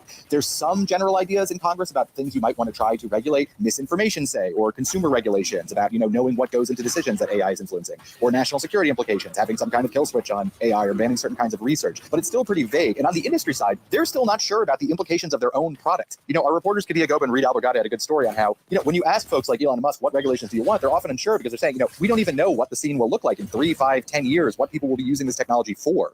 It's a little hard to regulate it when it's still so early in the process. But at minimum, they have everyone's attention on this, on both the House side, Senate side, industry side, everyone's paying attention. Well, AI moves fast. The Senate does not. So we'll see how that dynamic plays out. And it's not just rhetorical. It's important because AI is advancing incredibly quickly and probably much faster than our politics allows for.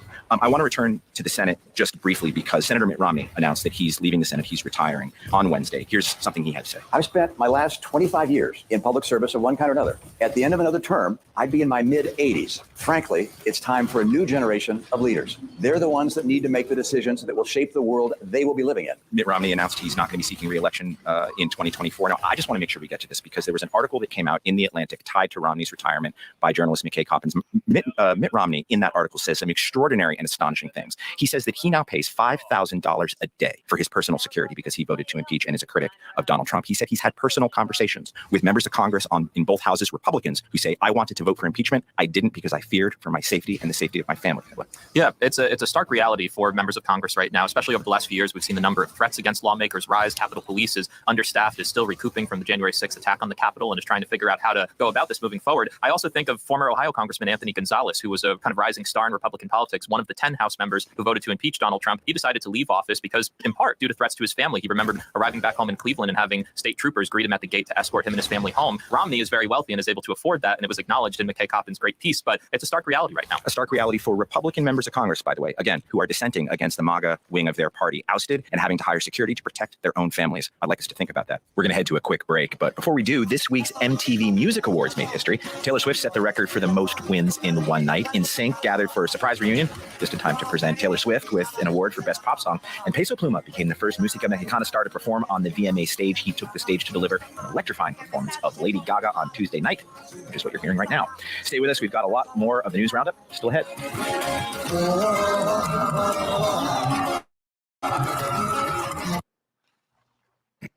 think I'll pause there.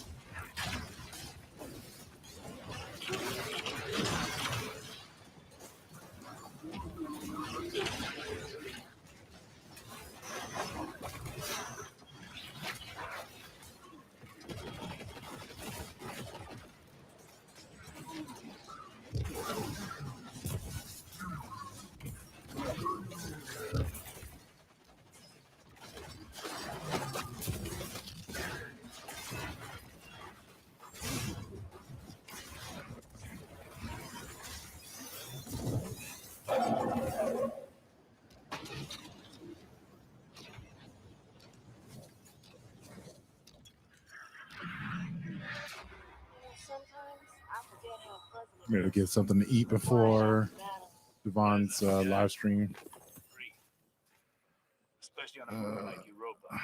All the more reason to enjoy it while it lasts.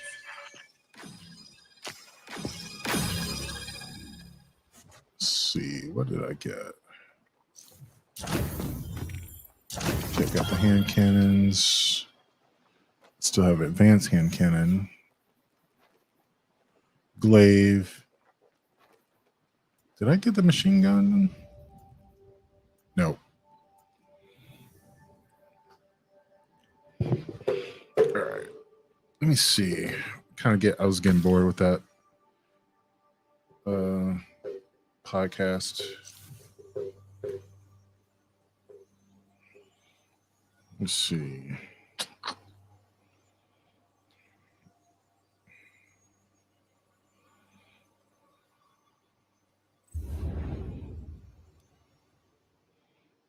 Oh yeah, let's see.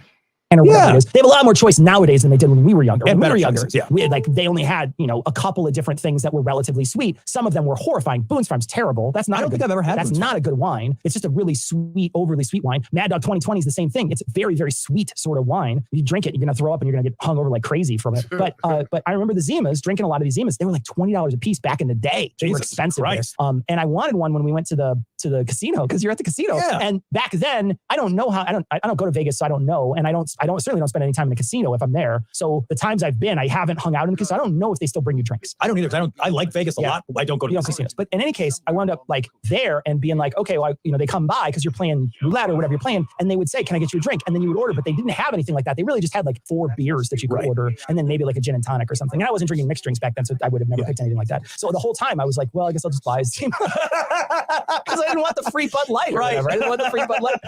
But yeah, I have not tried any of the alcoholic seltzers. All right, so I've tried a few. High Noon is okay. I like seltzer, by the way. I like seltzer. I do too. No, I'm down. I like seltzers. I like sodas. Yeah. Like I like that kind of stuff. Like I like carbonated, and I'll just drink like an unsweetened seltzer very happily. So I like seltzers. I just think White Claw tastes bad. It's just like it's kind of got like a shitty, bitter, mean-spirited sort of flavor to it. It tastes like sucking on a trailer park. Yeah, it's just gross, man. It's ugh. No, it's bad. It's bad for this bear. Can I just say there's a 3-legged bear that's named Tripod, and that's I fucking love it. That's super adorable. It's so cute. That's super adorable. It's so cute. And the mini fridge, by the way, that the bear ripped apart is a kegerator. Yeah. Is it a keg of? That's a keg. Is it a keg of White Claw? No, they just had some cans of White Claw probably stacked around the kegerator. Yeah. So, but I love because we've had a couple of these stories now where the bears are like, I know where the booze is. Bears be boozing. That's what I learned. Bears be boozing. I would have never guessed that would be the case, right? That they would go after, but it makes sense. It's calories. It's a lot of calories. It's calories. I have seen like viral video of like when bears eat berries that become fermented. Oh yeah. And they'll get all drunk and they stagger around. Yeah. And it's like, I'm a drunk bear. And you're like, Dude, fight each other with their shirt off. It is Florida. That happens to bears here. Yeah, right. That's only if Green Bay Bears are also in the same area. So, okay, Tom, this got sent to us by 60 different people, so we have to talk about it. So I got personal message this like 3 times this week. All right, this story comes from Everywhere There's News. Everywhere you've ever seen. Atlanta flight forced to come back after flyer has diarrhea, quote, all the way through the plane. That's a lot of diarrhea. That's a lot of diarrhea. This is a bad day. This really is. This is skid marks on the runway. You know what this is? This is one of those Starbucks Aliados. skid marks on the ramp. Have you seen that Aliato? Is that the one with the olive oil? Where you shit yourself while you're drinking? No way. Here's what we do. Let's do a day where we put ourselves on camera and we drink these until one of us shits. Oh my God. I will win. First one to shit loses. I will lose. What we'll do is we'll hire a guy to put 2 toilets that have to face each other. Facing like those, shit off. In like those weird like fraternity houses where they have like no doors. Right? You just like have to stare at you have to stare at your friend while you shit. It's like one of those. It's a bonding moment. It sure you bond is. around the commode. Sure is. Thank God I never did that. Oh man, I remember walking into one of those places and I walked in and I was with a friend of ours and we were on the other side. It was like whatever university is by Iowa's border, but still inside. It's like Galesburg or something. It's like a big university. And so we went there and there was a frat with his friend. I've seen the same. We were hanging out and I said, well, I gotta piss. And he's like, he's upstairs. And I walk in and I'm like, this is the wrong room. It was just toilets. They just faced each other and they tore all the stalls out. Yep. So there's no privacy. And I was like, what in the sweet fuck are you doing? This is fucking Guantanamo Bay level torture. Frat. I would shit the shower every day. Cecil, I was constipated for 6 weeks after seeing that bathroom. I saw that bathroom. I clenched up like a fucking diamond. Yeah, diamonds. You had my a friend. big boy in there, waiting to go. Yeah. It's so funny. Visiting that same friend, like that was the first and really the only experience I had, like spending a weekend hanging out with frat guys. And I was like, there's no amount of money. Oh, I know. I would fail college with a smile on my face if I had to go there. Yeah. It was the worst weekend. I know, it's terrible. It's terrible. I don't understand the appeal of that experience. There was a friend of ours, another friend of ours, who went to a small school here in Illinois, and he was sort of in our friend group. So I visited him multiple times with different people. Right. So I visited him with Jacob, I visited him with Mike, and this friend of ours' name was Derek, and Derek was down in the middle of the state. That's what I was thinking. He was in the middle of the state. And so I visited him several times, and he was in one of these like hee-haw fucking jock frats. Yeah, man. Yeah. Right? That were just a nightmare. And I remember going down there, and they would have these big parties, and I just went down there to hang out with Derek, and we would just shit the bullshit because we were both philosophy majors. Right. And so we just talk about like what we were doing in school, and I was traveling down there with other people who were philosophy majors. So like there's a lot of bullshit talking that was going on. There's a bunch of just bullshit talking that we were doing, and we did it face to face. We hung out. It was a lot of fun. But whenever we go back to this fucking frat house, it was like dude on a fucking chandelier, and he's fucking another guy's pissing in another guy's mouth. Yeah, it's and you're just crazy like, shit. What is happening? What is happening? I remember in your asking life? the same guy. I was like, why are you here? You're like 1,000 times better than all the worst. It was the worst. Yeah. And I'm not saying that all frats are bad. I'm just saying the ones that I visited, horrible. I can't imagine. Yeah, I guess there was another one because my ex-brother-in-law was in a frat down in Peoria, and I like went into their frat house, and I was like, I didn't want to touch anything. Yeah, no, I was just like, this is the thing is disgusting. If you put a bunch of just out of adolescent boys in a house, it's going to be disgusting. It's going to be disgusting anyway, right? Like you go to a frat house, it's probably going to be gross because they're dudes, and they probably just don't know how to clean up after themselves. They haven't done it, and they don't clean up after themselves. And they're just like, okay, well, now it's all shit. Right. And the whole house, everything is just coated in like garbage. Yeah, like and then, sticky cum. But here's the thing though, like I visited other people who were in college too, and there was a bunch of like dudes in a house that wasn't a frat. It was just like they're just friends. Sure. Who got, it was filthy too. There was like beer cans all over the place, ashtrays falling all over, full of cigarettes. There's shit and garbage everywhere, and it's just like it's filthy. And you're just like, dude, why do you live in squalor? And the thing is like I kind of recognize why they do is because if one person does it, then they're always because no one else will do it. Right. And so you're stuck being the guy, and nobody wants to do it. And then there's this weird like machismo thing. Where you're like, I'm not going to do it because you're stupid. You don't ever do it. And then they fight clean up. I'm not cleaning up. They fight about it. And so like that's probably why it turns like that. Is because all guys have to like dick measure all the time when they're that age. They're like, but in any case, and if you're sitting on a commode facing someone, it's easier to do. It is easier. Let's get back to speed shitting here. So we were talking about this plane. So the story, it's something that most flyers probably believe would be unimaginable, but a Delta flight from Atlanta had to turn around Friday night after a person on board soiled themselves. Delta confirmed the flight DL194 from Atlanta to Barcelona. They were going to go to Barcelona. If this happened over the Atlantic, oh my God. Had to turn back because a passenger on board was having a medical issue. The flight was about 2 hours out when it had to turn back. Whoa, so they have 4 hours, 2 hours there and 2 hours back? That's 4 extra hours. 4 hours. Plus now they got to clean the plane and then you got to 4 hours just nasally drinking someone's shit. If I'm 2 hours in at that point, get me to Barcelona. I'll just cut off my nose to spite my trip. In an audio transmission from the flight deck posted on Twitter by an aviation enthusiast, the pilot said, "This is a biohazard issue. We've had a passenger who's had diarrhea all the way through the plane, so they want us to come back to Atlanta." What are they doing? What are you running around? Well, they're just bending over like a fucking like the center in football or whatever, getting ready to shoot it everywhere. What is happening? Look, I feel so bad for this guy, right? Or this gal, whoever it was. Like, it's got to be like, oh shit, for real shit. And like you go and you try and you don't make it, and now you're just like, yeah, man, trailing I shit get it. on your way back. Yeah, that's a bad day. But like now everyone on that plane knows you ruined their vacation. You ruined their business trip. You ruined their trip back home to see their family. And the whole time you're sitting there. You're the guy sitting there. You gotta sit in your own. You're sitting in your own hours, dude. For a couple hours. I would have gone in the bathroom. I would have locked that door. I'd have been like, we're landing the plane. I'm in this bathroom. I'd have flushed myself down the toilet.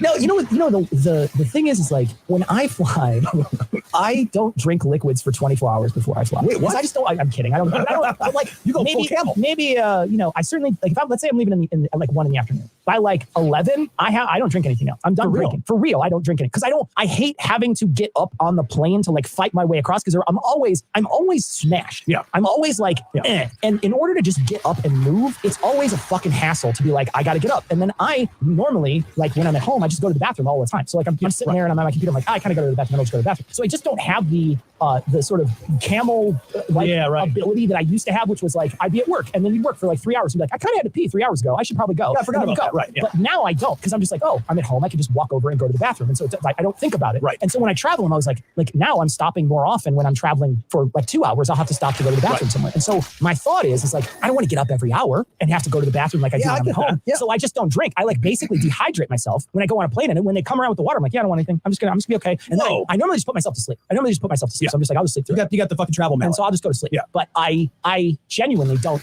take a drink when they come by. I normally take a food when they come by. I'm like, no, I'm good. I'm just gonna go to sleep because I don't want to have to deal with the problem because airplanes are hard to go to the bathroom. They're super hard. Like I am a regular, like I'm not like a big tall guy, but I'm like a reasonably broad. Sure. Like as you try to like walk into you got to walk in like sideways, hopping on one leg. I don't like, fit in there. Yeah. Like it's you like gotta squeeze in. You gotta squeeze in. I can't imagine being any bigger. Yeah. Like I look at like some friends I have mine that are like bigger, and I'm like, how do you go anywhere? Yeah. Like they built the airplane for like tiny thirds of people. It's like if you're like you could like zip your body in half and send half your body. It's kind of a perfect size for like my wife. My wife is kind of the perfect size. She's short, right, and she's thin, and she doesn't. There's nothing. It's not like there's a like when she sits in the seat, she sits in the seat, right? And then but when I sit in the seat, I fill the seat and a little bit of the side, right? Oh yeah, I fill the seat and a little bit more. And planes are just a pain in the ass to be on anyway. Yeah. And then trying to now manipulate because there's 3 rows. So either I'm on the aisle, and if I'm on the aisle, I'll drink something because I can just get up whenever the fuck I want. So it doesn't matter. But if I'm not on the aisle, if I'm inside, no man, I ain't doing that. I ain't fighting with this guy every 2 seconds. I gotta go to the bathroom because I'm gonna have to go every 2 minutes. When you're picking seats, what do you choose? What's I hate the aisle because I like to lean and go to sleep. Okay, yeah, right. And I just wish that every plane had a 2-seater.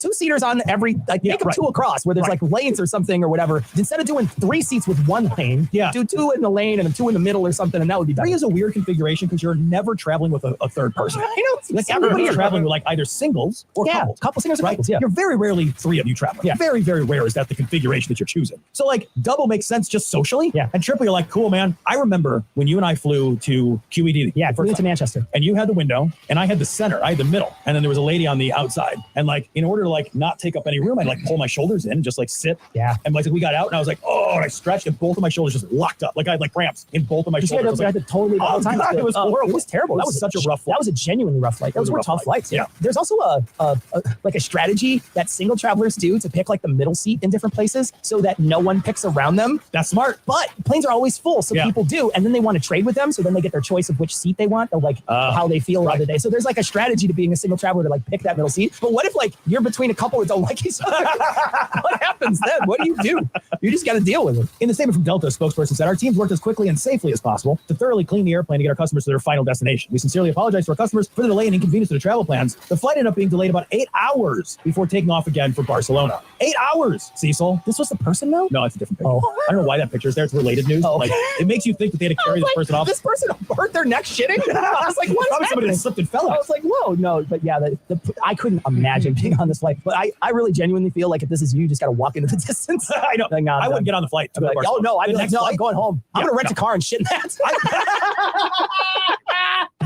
How was your trip? Shitty. It's a shitty trip. It's a shitty trip. It's shitty. Shitty trip. Shitty all around. Oh my God. So I got to put this on the big screen. Go ahead and read it. Go ahead and read it. This comes from Fox59.com. Court documents. Centerville man spread some love by waving at passing cars while fully nude. What was he waving though? And here's the best part about this. So, he was airplaning. The story is a story, whatever. Maybe he's doing a propeller. Who knows what he was doing. He was waving at cars while he was nude. And then they ask him, there's some funny dialogue back and forth, but they didn't put a shirt on him to take his picture. They just took it right without it. And he doesn't seem affected. Although the best part is that like at a certain point, he's sitting there and while he's talking to the officer's like asking him questions and he just goes, Jeep, Jeep. And the officer looks and there's no Jeep. He just said Jeep, Jeep. And then they found meth in his wallet. And that makes sense. It all makes sense. The meth is the explanatory power for the entire It all makes sense when they found meth in his wallet. I love that like when they go to this guy's house to confront him, he's got the door open and the windows open and the drapes pulled and he's fucking nude as the day is long. Yeah. And the officer's like, yeah, hey, can you talk? And he's like, yeah, do you want to put some clothes on? And the officer's like, yeah, I prefer that you put some clothes on. We're going to arrest you. So you might want some drawers. You're 100% going to jail now. And then you might want to put. He puts on a shirt and comes out like Winnie the Pooh. That would be so fucking great. He's in a midriff red shirt. He just comes out like Winnie the Pooh. He's got a fucking pail on. He's walking around like a naked ass bear. He just puts on the shirt and comes out. Are you comfortable now? His wife is Eeyore. She looks like Eeyore. What do you tie the little ribbons on?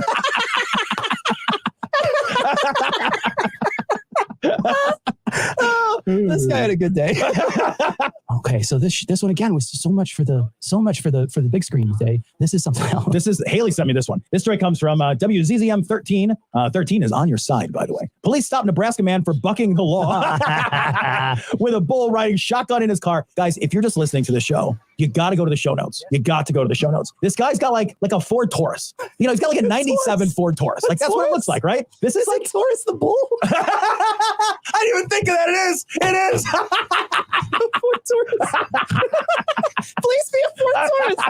Please be a Ford Taurus because that just sticks. That's the fucking bow on everything if it's a Ford Taurus. So this guy's got a fucking he does have a regular just Ford of some kind. It's a Taurus. We've decided. It's a Taurus. And he's got the passenger seat that he's like busted out. Then he put like a cattle gate on the passenger side. And then he's got a goddamn enormous steer. This is not like 1,200 pounds. It's not a small steer. Like giant horned. I'm going to play Aura. this video. It's a Now, fucking aura. Now, people who aren't watching, you won't be able to see exactly what happened. But it's a guy driving down the road. And this when I say this animal is easily as big as the part of the car it's in, I'm not kidding. I'm not like exaggerating. This isn't hyperbole for effect. This is literally an animal that if it was standing next to the car, it would literally take up the space that it is sitting in that car. Oh, see, so I think it is every bit as wide as a car, because if I'm looking at it, you should have a wide load sign. Yeah. Like, I'm not even kidding. You should tie a red flag to one of his fucking horns. Because it's overlapping by 3 feet the passenger side of the car. Fucking huge. And the passenger side of the car is all fucking weighed down. One thing I don't understand, what does it say on the back here? So he drives by, and as he drives by, does that say lice? It does say lice. What is? And it says it on the side of the car. What is happening? And then it says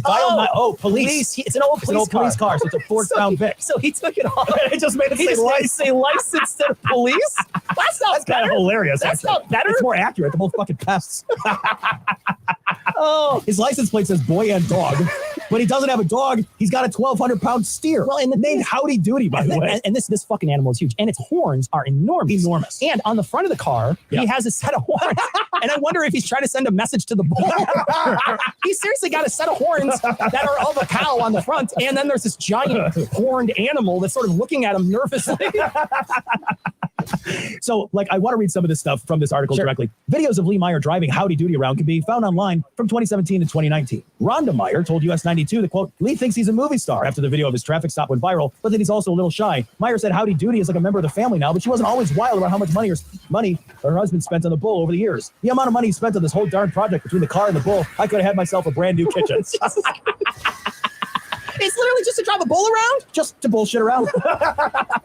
God, that's ridiculous. How do you get the bull in, Cecil? Like, it's got to want it. It's got to want to get in. What do you lead a bull, like, with hay? Like, what? Like, if it's like a dog, you put treats there. Like, is there like treats for a bull? I don't know. How do you get the bull in the car the first time? Imagine doing all like that a work. Carrot or something, or a stick, or a stick. I think it's one or the other. It's either or. Yeah. There's got to be a moment where that bull had never been in the car. And then you finish building out the car, and then the bull's like, and you're like, I hope this works, or I'm gonna feel stupid. I wonder if he enjoys it, because you take dogs, and dogs really like being in the car and like sticking their head out the side. Yeah, and he's got his whole body out the side. Yeah, what's he thinking? So I wonder if he likes it or not. I don't know. I always wonder about shit like this. I wouldn't want him to freak out in the middle of like a traffic jam or something. What if that's like a yeah? What if literally anything goes wrong? That's you have 1,200 pounds of angry. Have you ever seen the movie Tommy Boy, where that deer gets in that car? I don't know. Yeah, it's a long time ago. Old movie, but like there's a scene where like they hit this deer and they think it's dead and they put it in the car and the deer wakes up and the deer just like fucks the car up because it's a wild animal that's panicking in this car. Yeah. If you got a 1,200-pound steer that just like, and it's tied down, but the rope looks so weak. It looks so like just perfunctory. I always wonder too, like people do this shit with like animals, like their brains cannot possibly process what's happening. I know, right? You know, like they didn't evolve to understand what a fucking Ford Crown Victoria was. Yeah, they don't have any idea. Like they're on the expressway and it's like, I was supposed to be in a field somewhere. I'm supposed to be in a field somewhere. What the fuck is that? Bugs are hitting in the eyes and shit. Right, yeah, it's all pissed off. It's slowly getting madder and madder as more and more bugs fly up its nose as it's going down the road. It doesn't even have a helmet on. It's ridiculous. Dangerous. It doesn't have a seatbelt. It's in the front seat of the car too. It should have a 5-point harness. That little rope's not going to stop I'm it. going to Bovine University. It's a fucking badass looking bull though. Those horns are something else. Man. That is something else. This story is the apocalypse. This is from the Daily Beast. I grabbed this story because this is just, I remember we read Revelation and I don't know which one this is. But this has to be one. It's not locusts and armory. It's radioactive pigs. Why highly radioactive wild pigs wreak havoc in Germany? Tom, what's the name? What would you call your radioactive pig? Oh, I have a name. I don't know. Niels Bohr. It's good. Oh, that's good. All right, so here's the deal. There are wild boars fucking shit up in the wilds of Germany. Sure. And they are highly radioactive because the food that they eat like truffles and shit. And I guess truffles themselves accumulate radioactive material. So like when there's like bomb testing, then, that radioactive material goes up into the atmosphere and then it disperses, it falls down. But some organisms, for whatever reason, just hold on to it. They hang on to it. And that happens to be like a primary food source for these goddamn wild boars. So like at some point, they're going to gore somebody, Cecil, and that person's going to get boar powers.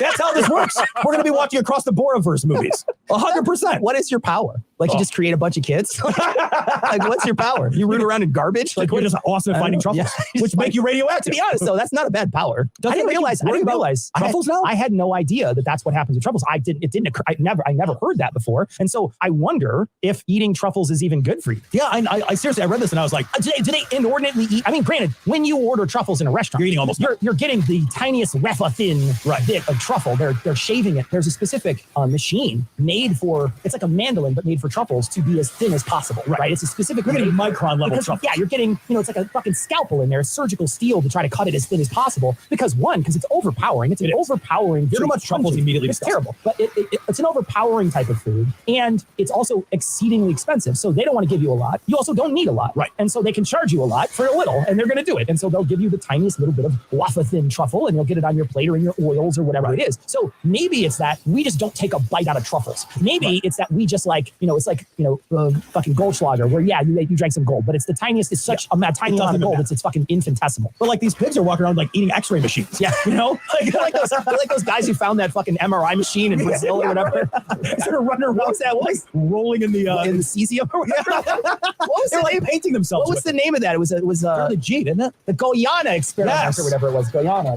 That's what it was. I remember now. Yeah, that was one of the first citation needed we ever did, where somebody finds some kind of machine, like some sort of medical machine, some sort of X-ray or some sort of machine, and they take the cesium out of there and they started painting things with it because they thought they glow in the dark and it was cool. And then, I mean, granted, I'm sure it was. It was cool, and they didn't fucking. But know. unfortunately, it was also hot. It was also super fucking. And I also wonder too, like, not only is this stuff, but you're in Europe, and so there's fallout from not only the tests that went on in Europe, right, and in Asia, right, and then also Chernobyl. Yeah. So there's fallout. I'm sure there's got to be something from that. Although I know that they tried to do the best to contain it. I don't know exactly how much got out, but they some of it I'm sure did. I don't know how much got out either. But now I'm like, but like we didn't drop nuclear bombs anywhere in Germany. No. And yet the radioactive fallout is concentrated enough to create highly radioactive wild boar. So it's got to be. It's got to fuck. Yeah, I wonder about the reporting on that. I'm sure it's probably shareable. When they say highly radioactive, like if an animal is actually highly, it dies. Yeah. Right. Like it would die. Its DNA would start to fucking break down. Like so, highly radioactive is, I'm sure, very relative term. Right. Yeah. It's probably highly radioactive. It might also be that they can control too, like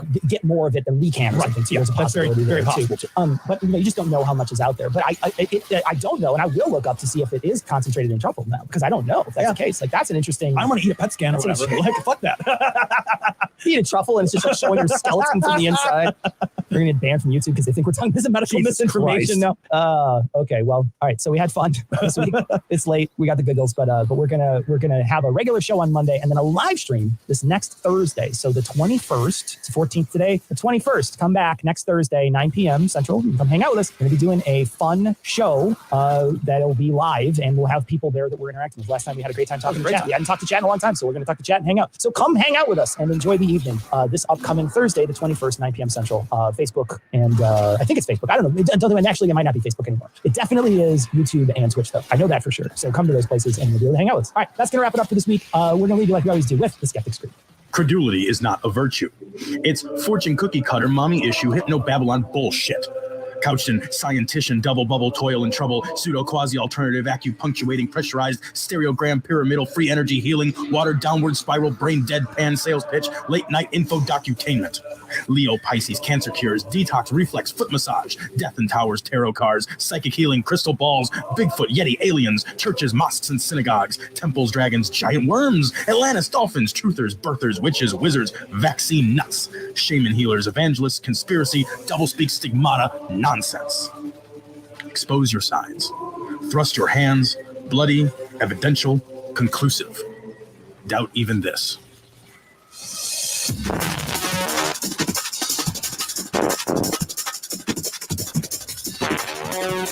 The opinions and information provided on this podcast are intended for entertainment purposes only. All opinions are solely that of Glory Hole Studios, LLC.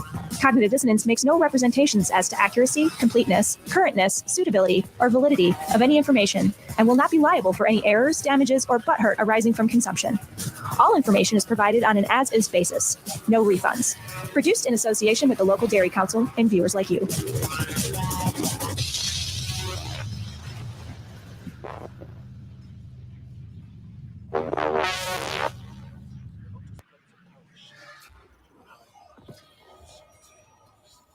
All right.